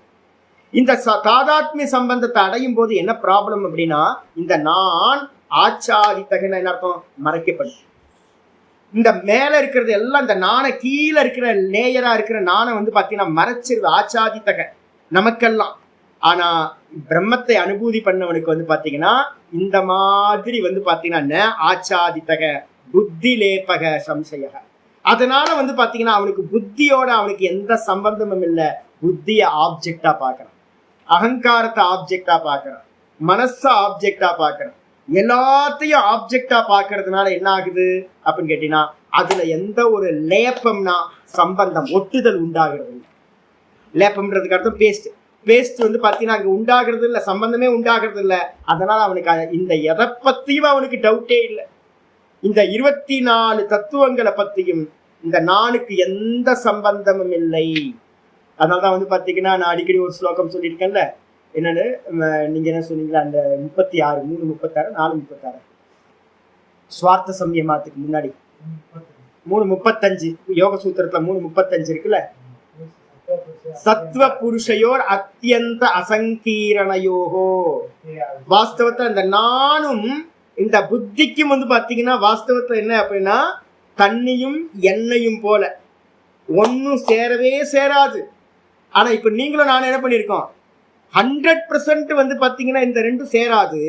ஆனா நம்ம எல்லாரும் அஞ்ஞானிகளா இருக்கிறவங்க எல்லாரும் இந்த ஒண்ணு சேர்ந்த மாதிரி நம்ம பண்ணி நினைச்சுக்கிட்டு இருக்கோம். அதான் போகம்னு பேர். இப்ப நமக்கு எல்லாத்துக்கும் போகம் சம்பவிக்குது. ஏன் அப்படின்னா ஒண்ணு சேராத திரஷ்டாவையும் திருஷ்யத்தையும் ஒண்ணு சேர்த்து வச்சு. இதே ஞானி புருஷன் என்ன பண்றான் அப்படின்னு கேட்டீங்கன்னா இந்த புத்தியோட என்ன ஆகுறது இல்ல, சம்பந்தத்தை அடையிறதுல புத்தியை பார்க்க ஆரம்பிக்கிறான். வேக்கப் ஆகும்போது முதல்ல இது புத்தி தான் வேக்கப் ஆகுது. முதல்ல புத்தி தான் எல்லாத்தையும் சம்பந்தப்படுத்திடுது, பின்னாடி வர்றது எல்லாத்தையும் புத்தி தான் கனெக்ட் ஆகுது. முதல்ல புத்தி. அப்ப நீங்க புத்தியோடைய சம்பந்தம் இல்லாம போயிட்டீங்க அப்படின்னா இந்த புத்திக்கு அப்புறம் இருக்கிற எந்த தத்துவங்களோடையும் உங்களுக்கு சம்பந்தமே உண்டாகாது. எது நடந்தா என்ன நடந்தா எனக்கு என்ன, நான் இல்லையே, இதெல்லாம் பொய் தானே, தோற்றம் தானே அப்படின்னு அவனுக்கு வந்து பாத்தீங்கன்னா எந்த சந்தேகங்களும் இல்லாமல் போய்விடும். அதான் இங்க சொல்றாரு புத்தி புத்தி லேபக சம்சய. சம்சயம்ன்றதுக்கு அர்த்தம் புத்தி லேபம். தது அபாவே, அந்த அது இல்லாம போச்சுன்னா, சந்தேகம் இல்லாம போச்சுன்னா திரைலோக்கிய அவதேனாபி. நீங்க தமிழ்ல வந்து அவபோதேனாபின்னு இருக்கு, அதை வந்து அவபோவை எடுத்துருங்க. அதே மாதிரி சம்ஸ்கிருதத்துல திரைலோக்கிய அவதேனாபின்னா போதும், அபோதேனாபின்னு இருக்கு, அவபோதேனாபின்னு இருக்கு, போவை எடுத்துருங்க. திரைலோக்கிய அவதேனாபி, 3 லோக்கங்களையும் அவன் கொன்றாலும் கூட ந பத்தியதே, அவன் பந்தப்படுவதில்லை, எதோடும் பந்தப்படுவதில்லை. ஏன் அப்படின்னா அவனுக்கு எல்லாமே என்னது, திருஷ்யம், பார்க்கப்படுற திருஷ்யம், காட்சி மாத்திரம்தான். அவனுக்கு வந்து பாத்தீங்கன்னா நானோட ஒட்டவே ஒட்டாது, தேகமும் ஒட்டாது, ஜெகத்தும் ஒட்டாது. அப்போ அதனால்தான் நான் சொல்லுவேன்ல, அடிக்கடி பகவானோட அனுபூத்தியில சொல்லுவேன்ல, இந்த நீ ஒன்ன தெரிஞ்சுக்கிட்டா உலகம்னு ஒண்ணு இருந்தா பார்க்கலாம், உலகம்னு ஒண்ணு இருந்தா மிச்சம் இருந்தா பார்க்கலான்ற. அப்ப என்ன அர்த்தம்னா தானை அறிந்தால் அனுபூதி செஞ்சோம் அப்படின்னா எனக்கு அந்நியமா வேற ஒண்ணு இருக்கவே இருக்காது. அதான் அத்வைத அனுபூதின்னு பேர். அப்ப அத்வைத அனுபூதி ஒருத்தருக்கு உண்டாயிடுச்சு அப்படின்னா அவருக்கு ஏதாவது இருந்தா தானே சந்தேகம் வரும். ஏதாவது எதிர்க்க ஒண்ணு ஆப்ஜெக்ட்னு ஒண்ணு இருந்தா தானே சந்தேகம் வரப்போகுது, அது என்னது ஏது அப்படின்னு. எல்லாமே திருஷ்யம். சொப்பனத்துல காலையில எந்திரிச்சோன்னு உங்களுக்கு ஏதாவது சந்தேகம் வருதா? எந்த கோயில் அது, நான் எப்படி போனேன், எங்க போனேன், எந்த கோயில்ல போனேன், எதுக்கு போனேன், ஏன் போனேன், சொப்பனம் தானேப்பா அப்படின்னு தூக்கி போட்டு போயிடுறோம். காலைல எந்திரிச்சோன்னு எந்த ஒரு சந்தேகம் வரதில்லை. ஏன், சொப்பனம் என்ன வேணா நடக்கும், சொப்பனம் தானே, என்ன வேணா நடக்கும் அப்படின்றோம். அதே மாதிரி ஒருத்தருக்கு ஞானம் வந்துருச்சு அப்படின்னா இந்த ஜெகத்தை பத்தியோ இந்த தேகத்தை பத்தியோ ஒரு சந்தேகங்களும் இருக்காது. ஆயிடுச்சா? அதுக்கப்புறம் 100 1000 பேரை கொண்டாலும் கூட, திரைலோக்கியன்ற 3 லோக்கங்களை கொன்றாலும் கூட ந பத்தியதே, அவர் வந்து பாத்தீங்கன்னா பந்தப்படுவதில்லை, கர்ம பந்தம் அவருக்கு உண்டாகிறது இல்லை. கிமுத்த அந்நேன கருமானி இத்தியத்தக, இந்த 3 லோக்கத்தையே கொன்னாலும் அவன் பந்தப்படுற அப்படின்னு சொல்லும் போது வேற கர்மங்களாலேயா அவன் பந்தப்பட போறான்? இந்த உலகத்திலே பெரிய கர்மா எது? இன்னொருத்தரை கொல்றது. அவன் 3 லோக்கங்கள்ல இருக்க மனிதர்களையும் கொன்றாலும் கூட வந்து பாத்தீங்கன்னா பந்தப்படல அப்படின்னும் போது அவன் மற்ற கர்மங்களோட பந்தப்படுவானா? பந்தப்பட மாட்டான். ஏன்? அவன் எதோடையும் அவனுக்கு என்ன இருக்காது அப்படின்னா சம்பந்தமே இருக்காது. நான் செய்கிறேன்ற எந்த சம்பந்தமும் இருக்காது. 5:8 5:9 பகவத்கீதை ஸ்லோகம் பார்த்தீங்க. நைவ கிஞ்சித் கரோமீதியின் மன்யேத தத்துவவித். நான் செய்யவில்லை என்று வந்து பார்த்தீங்கன்னா யுக்தோ மன்யேத தத்துவத்தை, அந்த யோகத்தில் நிற்கிறவன் என்ன பண்ணுவான்? நான் செய்யவில்லை, நான் செய்யவில்லை, நான் சாப்பிடவில்லை, நான் கண்ணிமைக்கவில்லை, நான் கேட்கவில்லை, நான் பார்க்கவில்லை. அப்ப நான் என்ன பண்றேன் அப்படின்னா இது எல்லாம் இந்திரியாதிகள் பண்ணுது, நான் பார்க்க, இது எல்லாம் ஆப்ஜெக்டா நான் பார்க்கிறேன், நான் செய்யவில்லை அப்படின்னு நினைக்கிறேன். அப்ப செய்யவில்லைன்றதுனால வந்து பாத்தீங்கன்னா செஞ்சாதானே பலன் கிடைக்கும், கர்த்தாக்கு தானே பலன் கிடைக்கும். அவன் கர்த்தாவே இல்லை அப்படின்னும் போது அவனுக்கு எப்படி பலன் கிடைக்க போகுது? பலன் கிடைக்கவே கிடைக்காது. இத்தியார்த்தா ஆச்சாரிய சொல்லிட்டார். அப்போ வந்து பாத்தீங்கன்னா அடுத்து இன்னைக்கு பாடத்துல லாஸ்ட் வந்துருது. பூர்வபக்ஷி கேட்கிறான், ரொம்ப முக்கியமானது. இந்த பேராகிராஃபையும் அம்மா ஜெயம்மா நீங்களா ஹைலைட் பண்ணீங்க. நனு ஏவம் சதி. பூர்வபக்ஷி நனுன்னு வந்தாவே பூர்வபக்ஷி தலையை சொரிஞ்சிட்டு கேள்வி கேட்கிறான்னு அர்த்தம். ஏவம் சதி, இவ்விதமா இருக்கிற நிலையில் விவிதிஷா சந்நியாச பலேன தத்துவ ஞானேன. நல்லா தெரிஞ்சுங்க, விவிதிஷா சந்நியாசம் எதுக்குன்னு சொல்லியிருக்கேன். ஆச்சாரியர் எதுக்காக சொன்னார்? வித்வத் சந்நியாசம் எதுக்கு, விவிதிஷா சந்நியாசம் எதுக்கு? ஸ்ரவணத்துக்காக மட்டும்தான். தத்துவ ஞானம்னு பேர். நல்லா தெரிஞ்சுங்க. ஏன்னா நம்ம வேதாந்தத்துல வந்து பாத்தீங்கன்னா தயானந்த சாமியோட ஆசிரமத்துல நான் இருந்ததுனால சொல்றேன். என்ன அப்படின்னு கேட்டீங்கன்னா ஒரு கோர்ஸ் முடிச்சாவே என்ன பண்ணுவாங்கன்னு கேட்டீங்கன்னா ஞானி, அவ்வளவுதான். ஏன்ப்பா இன்னும் போகணும்ப்பா. ஓங்காரணம் சாமி என்ன பண்ணாருன்னு கேட்டீங்கன்னா அவர்கிட்ட என்னோட செட்டு, ஒரு பழைய செட்டு 2000 ஒரு கோர்ஸ் முடிச்சோம். அப்போ வந்து பாத்தீங்கன்னா அவர் என்ன பண்ண, நான் பாதியிலே வெளில வந்துட்டேன். அப்போ வந்து பாத்தீங்கன்னா அந்த கோர்ஸ் முடிச்சவங்களுக்குலாம் என்ன பண்ணாருன்னா அருமையான தத்துவ அறிஞர், தமிழ் தான் நிறைய எழுதுவாரு. ஒரு இந்த ஒரு இதெல்லாம் போட்டு சர்டிபிகேட்லாம் கொடுத்து அதை ஒரு சாமிலாம் வந்து பாத்தீங்கன்னா என்ன பண்ணாங்கன்னா ஃப்ரேம்லாம் போட்டு தன்னோட ரூம்ல எல்லாம் மாட்டி வச்சிருந்தாங்க. அதை பார்த்தாவே வந்து பாத்தீங்கன்னா எனக்கு அப்படியே கோபமா அடப்பாம என்னது அந்த தத்துவ ஞானம் அப்படின்னு உடனே இவங்களுக்கு என்ன ஆகி போச்சுன்னா அதான் முடிச்சு போச்சுன்னு நினைச்சுட்டாங்க நிறைய பேர். கோர்ஸ் முடிச்சோடனே அப்படிதான் சொல்லி கொடுக்குறாங்க, படிச்சா புரிஞ்சா என்னது போதும் அப்படின்னு. ஆக்சுவலா விவிதிஷா சந்நியாசத்தோட பலன் என்னது? தத்துவ ஞானம். தத்துவ ஞானம்னா எங்க கிடைக்கும்? ஸ்ரவணத்தை முழுசா நீங்க பண்ணினாவே, ஒரு 6-7 வருஷம் நல்லா சிரவணம் பண்ணுங்க, மிச்சம் இல்லாம பிரஸ்தார திரைத்த சிரவணம் பண்ணினீங்கன்னா உங்களுக்கு என்ன ஆயிடும்னு கேட்டீங்கன்னா நல்லா தத்துவ ஞானம் வந்துடும். ஒருவேளை சரியா கேட்கல அப்படின்னா இன்னொரு வாட்டி திரும்ப யூடியூப்ல இருக்கு, எல்லாம் டவுன்லோட் பண்ணீங்க, திரும்ப ஒரு வாட்டி பொறுமையா ஒவ்வொரு சப்ஜெக்டா திரும்ப திரும்ப திரும்ப கேளுங்க. திரும்ப ஒரு 5-6 வருஷம் கேட்டீங்க அப்படின்னா உங்களுக்கு தத்துவ ஞானம் வந்துடும். அப்ப விவிதிஷா சந்நியாசம் எதுக்காக எடுக்கிறோம் அப்படின்னா விவிதிஷா சந்நியாசத்தோட பலன் தத்துவ ஞானம். அந்த தத்துவ ஞானேன அவகதிம் என்னது தத்துவ ஞானேன ஆகாமி ஜென்மனும், அங்கேயும் ஒரு ஸ்பெல்லிங் மிஸ்டேக் இருக்கு பாருங்க. தத்துவ ஞானேன ஆகாமின்னு இருக்கணும், தத்துவ ஞானேன ஏவ. கரெக்ட் தான், கரெக்டா தான் இருக்கு. தத்துவ ஞானேன ஏவ தமிழ்ல வந்து தப்பா இருக்கு. சம்ஸ்கிருதத்துல பிரிக்க ஒரே வார்த்தையா இருக்கு, கரெக்டா இருக்கு. தமிழ்ல பிரிக்கும் போது ஆமா தத்துவ ஞானேன ஏவ ஆகாமி ஜென்மனோ இருக்கும். தத்துவ ஞானேன ஏவ ஆகாமி ஜென்மனோ.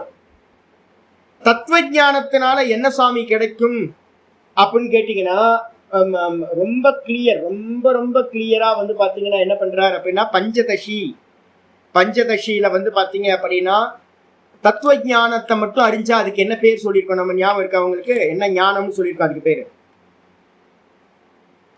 பரோட்ச ஞானம் அப்படின்னு பேரு. வெறும் தத்துவ ஞானம் மட்டும் சப்த பதார்த்தங்களை அறிஞ்சுக்கிட்டீங்க அப்படின்னா அதுக்கு பேர் வந்து பாத்தீங்கன்னா பரோட்ச ஞானம் அப்படின்னு பேரு. அப்ப வந்து பாத்தீங்கன்னா அதே வந்து பாத்தீங்க அப்படின்னா நான் அப்படின்னு அந்த பிரம்மானுபூதி நம்ம எப்ப பண்றோமோ, இந்த வித்யதே கிருதே கிரந்தே சித்தியந்தே சர்வசம்யா சம்சயாக க்ஷீயந்தே சாசிய கர்மாணி தஸ்மின் திருஷ்டே பராவரன் இப்ப பார்த்தோம்ல. அப்ப பிரம்மானுபூதி அடைஞ்சா அதுக்கு பேர் வந்து பாத்தீங்கன்னா என்ன பேர்? அதுக்கு பேரு அபரோக்ஷானுபூதி அப்படின்னு பேர். சிரவணம் பண்ணி முடிச்சா ஞானம் தத்துவ ஞானம்னு பேரு. ஆனா வந்து அனுபூதி இல்லை. அது மனநத்துலதான் நிதித்தியாசனத்தோட பரிபக்குவத்துல கிடைக்கிறது, சமாதி அவஸ்தையில கிடைக்கிறது. அப்ப கேள்வி வருது வந்து பாத்தீங்கன்னா, இதனால என்ன சுவாமி பிரயோஜனம்? இப்போ நம்ம பாடம் படிக்கிறோமே சுவாமி, இந்த பாடம் படிக்கிறதுனால வந்து பாத்தீங்கன்னா எதுவுமே பிரயோஜனம் இல்லாம போயிடுமா சுவாமி அப்படின்னு யாராவது கேட்டாங்க அப்படின்னா, அதுக்கு வித்யாரணி சுவாமி என்ன பண்றாரு அப்படின்னு கேட்டீங்கன்னா, ரொம்ப அருமையான இது வந்து ஸ்லோகம் வந்து சொல்றாரு. 1:63 எழுதிங்க. 1:63 எழுதிங்க. பஞ்சதசி 1:63. பஞ்சதசி 1:63 வந்து பாத்தீங்கன்னா சொல்றார். ஒன்னாவது சாப்டர், ஃபர்ஸ்ட் சாப்டர்லயே 63, 1:63. பரோட்ச ஞானத்தோட பிரயோஜனம் என்ன? ஒருத்தன் வந்து சன்னியாசம் எடுக்கிறான், தத்துவ ஞானத்துக்காக சன்னியாசம் எடுக்கிறான். தத்துவ ஞானம் கோர்ஸ் முடிக்கிறான், நல்லா சிரவணம் பண்றான், பிரஸ்தான திரயத்தை நல்லா சிரவணம் பண்ணிட்டான். அவனுக்கு தெரிஞ்சு போச்சு, சாஸ்திரம் சொல்லுது ஜீவன் வந்து பிரம்மம் தான், நான் பிரம்மமா இருக்கேன் அப்படின்னு சாஸ்திரம் சொல்லுது. எனக்கு அனுபூதி இல்லை. சாஸ்திரம் சொல்லுது, கீதை சொல்லுது, எல்லாம் சொல்லுது நான் பிரம்மமா இருக்கேன். இந்த ஜீவ ஜெகத்து எல்லாமே போய் ஜீவோ பிரம்மைவ நாப்பரக, ஜீவன் தான் பிரம்மம். ஜீவன் வந்து பாத்தீங்கன்னா பிரம்மத்துக்கு அந்நியமானவன் இல்லை, இது எல்லாம் பொய், இதெல்லாம் திருஷ்யம், இல்யூஷன் அப்படின்னு சாஸ்திரம் சொல்லுதுன்றத நல்லா தெரிஞ்சுக்கிட்டான். அதுக்கு பேர் என்ன பேரு? பரோட்சம். அதோட பிரயோஜனம் என்னன்னும் போது, சுமிச்சேச்சி பஞ்சதசி வச்சிருக்கீங்களா? அதாவது புக்கு 64. பரோக்ஷம் பிரம்ம விஜானம். பரோக்ஷம் பிரம்ம விஜானம் சாப்தம் தேசிக பூர்வகம். தேசிகம்னா யாரு? ஆச்சாரியார். ஆச்சாரியார் மூலமா, ஆச்சாரியார் வாயிலிருந்து உட்கார்ந்து பாடம் படிச்சு சப்தமா, பிரம்ம விஜானம் சாப்தம், சப்தத்திலிருந்து உண்டாகக்கூடிய பிரம்ம ஜானமானது உண்டாச்சு அப்படின்னா அதுக்கு பேர் வந்து பாத்தீங்கன்னா பரோக்ஷ ஞானம்னு பேர். இப்ப நான் என்கிட்ட இருந்து உங்களுக்கு கிடைக்கிற ஞானம் என்னது? பரோக்ஷம். மனசுல நல்லா புரிஞ்சுங்க. ஒரு கோர்ஸ் முடிச்சிங்கன்னா ஆச்சாரியார்ட்ட இருந்து உங்களுக்கு கிடைக்கும், சாஸ்திரத்தை சிரவணம் பண்றதுனால பரோட்ச ஞானம் கிடைச்சிடும். அது என்ன பண்ணும் அப்படின்னு கேட்டீங்கன்னா, இது நல்லா திருடமாச்சு அப்படின்னா, இப்ப லேட்டா மேலோட்டமா இருந்ததுன்னா வந்து இது இல்லை. இப்ப நீங்க இதை நல்லா அபியாசம் பண்ண ஆரம்பிக்கும் போது உங்களுக்கு என்ன ஆகும் தெரியுங்களா? உங்களுக்கு மெதுவா மெதுவா மெதுவா நீங்க பண்ணிக்கிட்டு இருக்க டே டு லைஃப்ல நீங்க என்னெல்லாம் கர்மா பண்றீங்களோ, இந்த கர்மத்துல எல்லாம் உங்களுக்கு லைட்டா வந்து பாத்தீங்கன்னா என்னென்ன செப்பரேட் ஆக ஆரம்பிச்சு. ஆகாமின்னு பண்றோம்ல, இப்ப நம்ம சொல்லிட்டு இருக்கோம் ஆகாமி, டெய்லி டே டு லைஃப்ல பண்ற கர்மா இருக்குல்ல, இந்த பரோட்ச ஞானம் திருட பரோட்சமா ஆச்சு அப்படின்னா, பரோட்ச ஞானம் எப்படி? திருட பரோட்சம். அதுக்காக நான் உங்கள்கிட்ட சொல்றேன், ஒர்க் அவுட் பண்ணுங்கன்னு சொல்றேன்ல. எழுதி பாருங்க, ஒவ்வொரு சப்ஜெக்டையும் எழுதுங்க, மனசுக்குள்ளார கொண்டு வாங்க, நிறைய ஒர்க் அவுட் பண்ணுங்க. டெய்லி ஈவினிங் திரும்ப ஒரு பாடத்தை கேளுங்க. நான் எதுக்காக அதெல்லாம் சொல்றேன் அப்படின்னு கேட்டீங்கன்னா, ஒரு இந்த ஞானம் நல்லா திருடமாச்சு அப்படின்னா, நான் திரஷ்டா, நான் வந்து பாத்தீங்க அப்படின்னா இந்த கர்மங்களை செய்பவன் கர்த்தா இல்லை அப்படின்னு இன்னும் அனுபூதி இல்லை. ஆனா அந்த சப்த ஞானமே உங்களுக்கு திருடமான பரோட்ச ஞானம் ஆச்சு அப்படின்னா அது என்ன பண்ணுனா, புத்தி பூர்வ கிருதம் பாப்பம் கிருத்னம் தகதி வன்னிவது. நீங்க அறிஞ்சு பண்ண இந்த ஜென்மத்துல எல்லாம் என்னவோ கர்மம் பண்ணிருப்போம்ல, இந்த ஜென்மத்துல எந்த கர்மம் இந்த ஜென்மத்துல நம்ம பண்ணமோ இதுக்கு எல்லாம் பேர் என்ன சொல்லியிருக்கேன்? 16 வயசுல இருந்து சாகர காலம் மட்டும் நம்ம எந்த கர்மத்தை இந்த தேகத்துல பண்ணமோ, நல்லது கெட்டது புண்ணியம் பாப்பம் எல்லாம் பண்ணிருப்போமா, இதெல்லாம் எங்க போகும்? ஆகாமின்னு பேரு. ஃபியூச்சர்ல போய் பலன் கொடுக்கறது. அந்த ஆகாமி கர்மங்கள் என்னெல்லாம் இருக்கோ அது எல்லாத்தையும் இந்த பரோட்ச ஞானம் என்ன பண்ணும்? எரிச்சு. அக்னி வந்து பாத்தீங்கன்னா எப்படி எரிக்குமோ அதே போல ஆகாமி கர்மங்களை திருட பரோட்ச ஞானம் எரித்து சாம்பலாக்கி விடும் சொல்லியாச்சு. அப்போ வந்து பாத்தீங்கன்னா இது அபரோக்ஷம் என்ன பண்ணு சுவாமி அப்படின்னா, பாஷ்யத்துக்கு வந்துருங்க, மூலத்துக்கு வந்துருங்க, அப்புறம் திரும்ப அடுத்த ஸ்லோகத்தை பாருங்க.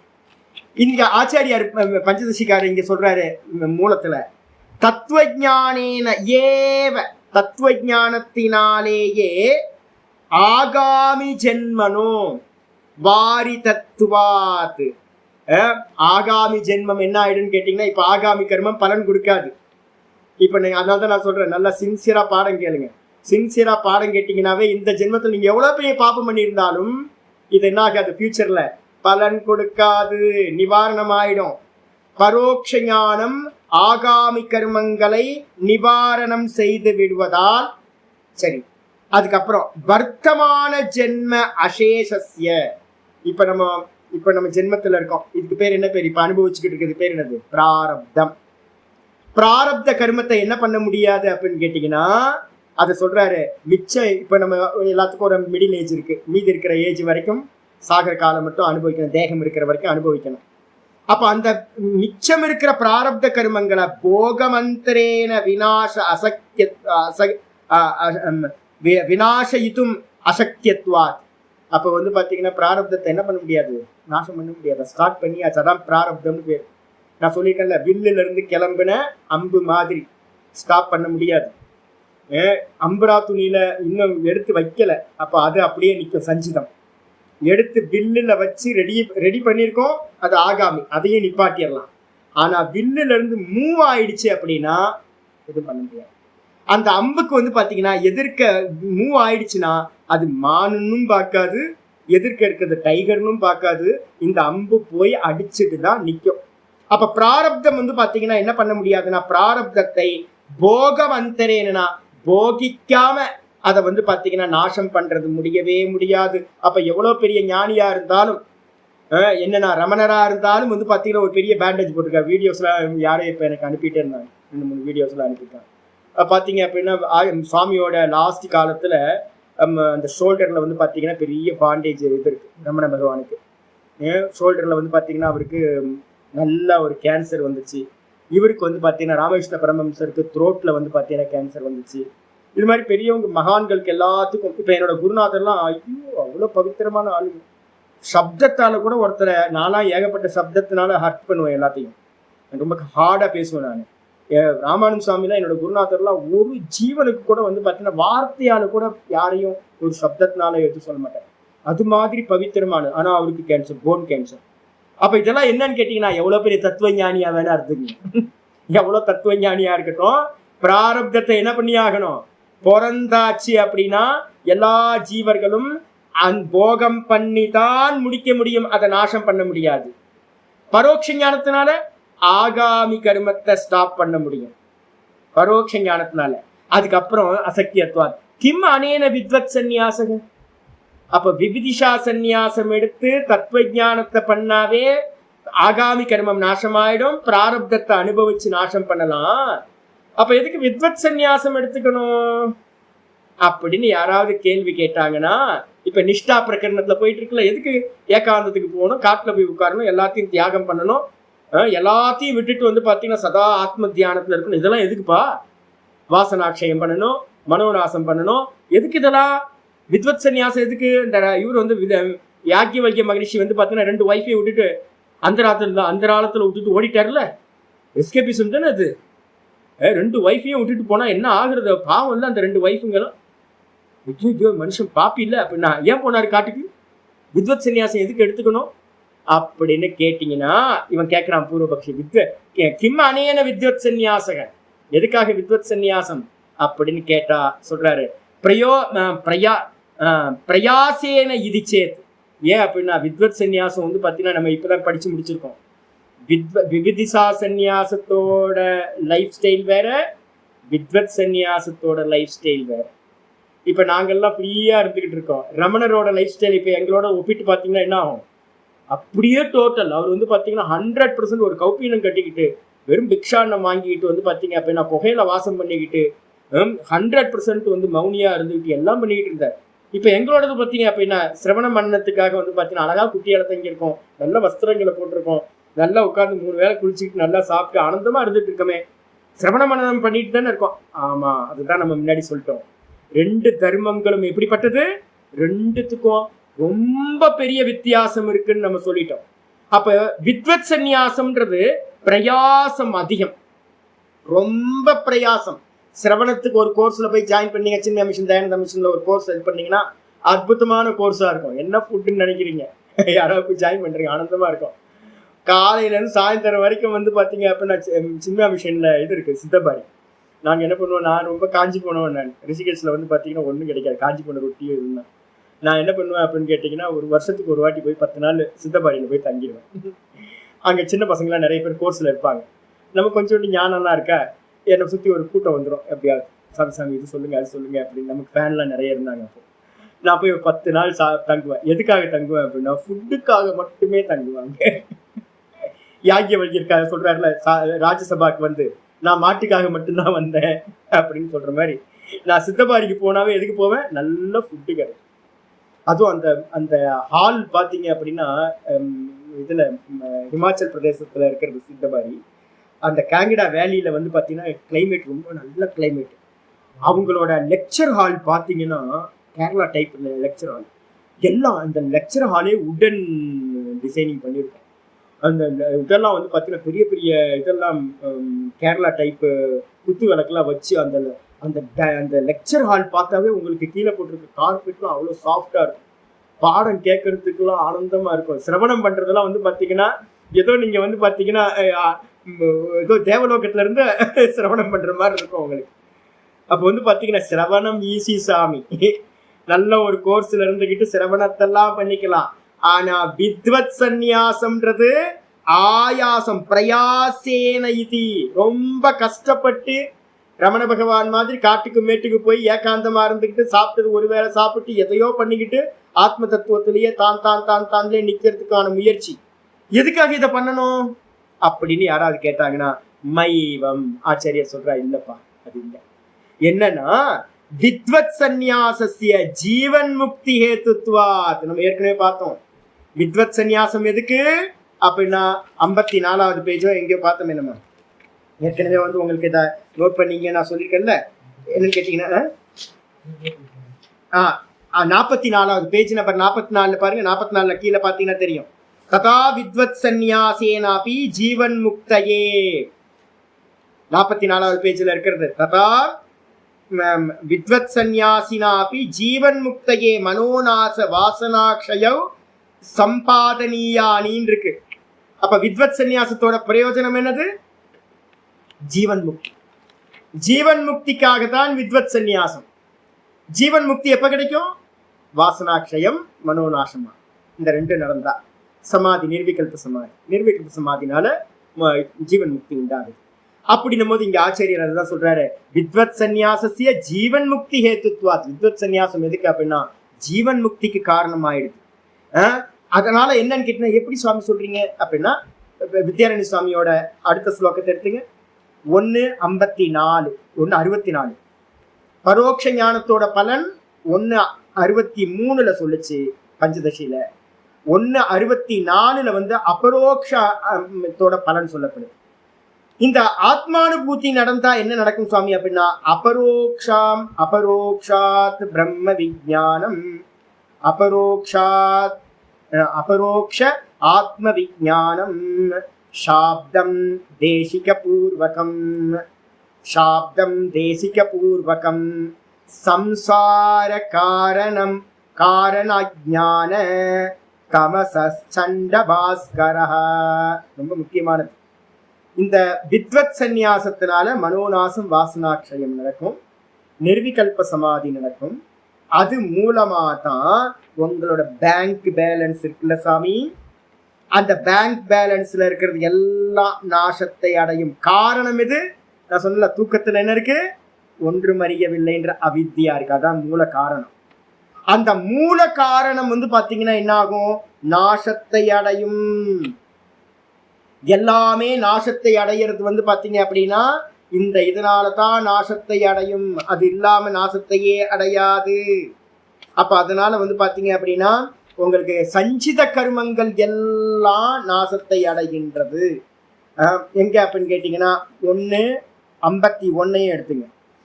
நிர்விகல்ப சமாதியில என்ன சுவாமி நடக்கும் அப்படின்னா அமுனா வாசனாஜாலே நிஷேஷம் பிரவிலாபிதே சமூலோன்மூலிதே புண்ணிய பாபாக்கிய கர்ம சஞ்சயே.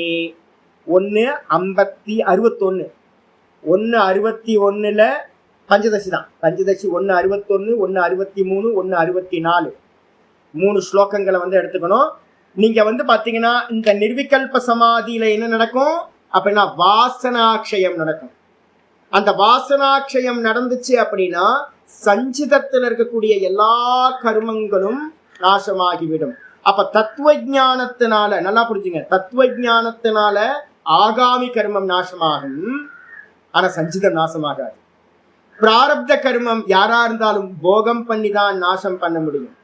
அதுக்கப்புறம் வந்து பாத்தீங்கன்னா சஞ்சிதம் வந்து பாத்தீங்க அப்படின்னா அந்த வித்வத் சந்நியாசம் எடுத்துக்கிட்டு வாசனாட்சயம் மனோநாசம் பண்ணி நிர்விகல்ப சமாதி பண்ணினா மட்டும்தான் சஞ்சித கர்மா நாசமாகும், லிபரேஷன் ஆனது உண்டாகும். அதான் இங்க ரொம்ப தெளிவா சொல்றாரு. ஜீவன் முக்தி ஹேத்துவாத், ஜீவன் முக்திக்கு காரணமா இருக்கிறது இந்த வித்வத் சந்நியாசம். தஸ்மாத் ஆகையினால் வேதனாய தஸ்மாத் வேதனாய யதா விவிதிஷா சந்நியாசக. வேதனம்னா பிரம்ம ஞானத்தை அறியறதுக்கு ஞானத்துக்காக வந்து பாத்தீங்கன்னா விவிதிஷா சந்நியாசம். ஏவம் ஜீவன் முக்தையே வித்வத் சந்நியாசக சம்பாதனீயா. அப்ப ஜீவன் முக்திக்கு வித்வத் சந்நியாசம் எடுத்துக்கிட்டு ஐசோலேட் பண்ணிக்கிட்டு சதா வந்து பாத்தீங்கன்னா அதுக்காக முனிவர்கள்லாம் குகைக்கு போனாங்க, காட்டுக்கு போனாங்க. இதெல்லாம் நம்ம பார்க்கணும். நாட்டிலேயே இருந்தா பிரம்மத்தை அறிஞ்சுக்கிட்டு நல்லா வேதாந்தத்தை பேசிக்கிட்டு அலைஞ்சிக்கிட்டு இருக்கலாம், ப்ரோக்ராம் பண்ணலாம், அங்க இங்க நம்மளை ஞானி மாதிரி காட்டிக்கலாம். ஆனா வந்து ஜீவன் முக்திலாம் இல்லை. நிறைய பேர் இருக்காங்களே, ஆனந்தமா இருக்காங்களே, சத்துவ ஞானம் கிடைச்சிருக்கான திருட பரோட்சமே உண்டா இருக்காது. திருட பரோட்சம் உண்டாச்சுனாவே நீங்க விவகாரத்துல போக மாட்டீங்க. மேலோட்டமா ஒரு கோர்ஸை முடிச்சுட்டு அவங்களும் சப்தங்களை டீல் பண்ணிக்கிட்டு ஆனந்தமா இருந்துட்டு இருக்காங்க. நீங்க திருட பரோட்சம் போயிட்டீங்க அப்படின்னா மனனம் பண்ணணும்னு தோடிடும். மனனம் பண்ண ஆரம்பிச்சிட்டிங்கன்னா நேத்திக்கு போக ஆரம்பிச்சுன்னா ஏகாந்தம் போயிடுவீங்க. ஏகாந்தத்துக்கு போயிட்டீங்கன்னாவே அடுத்து ஜீவன் முக்திக்கு போகணும்னு நினைச்சுவீங்க.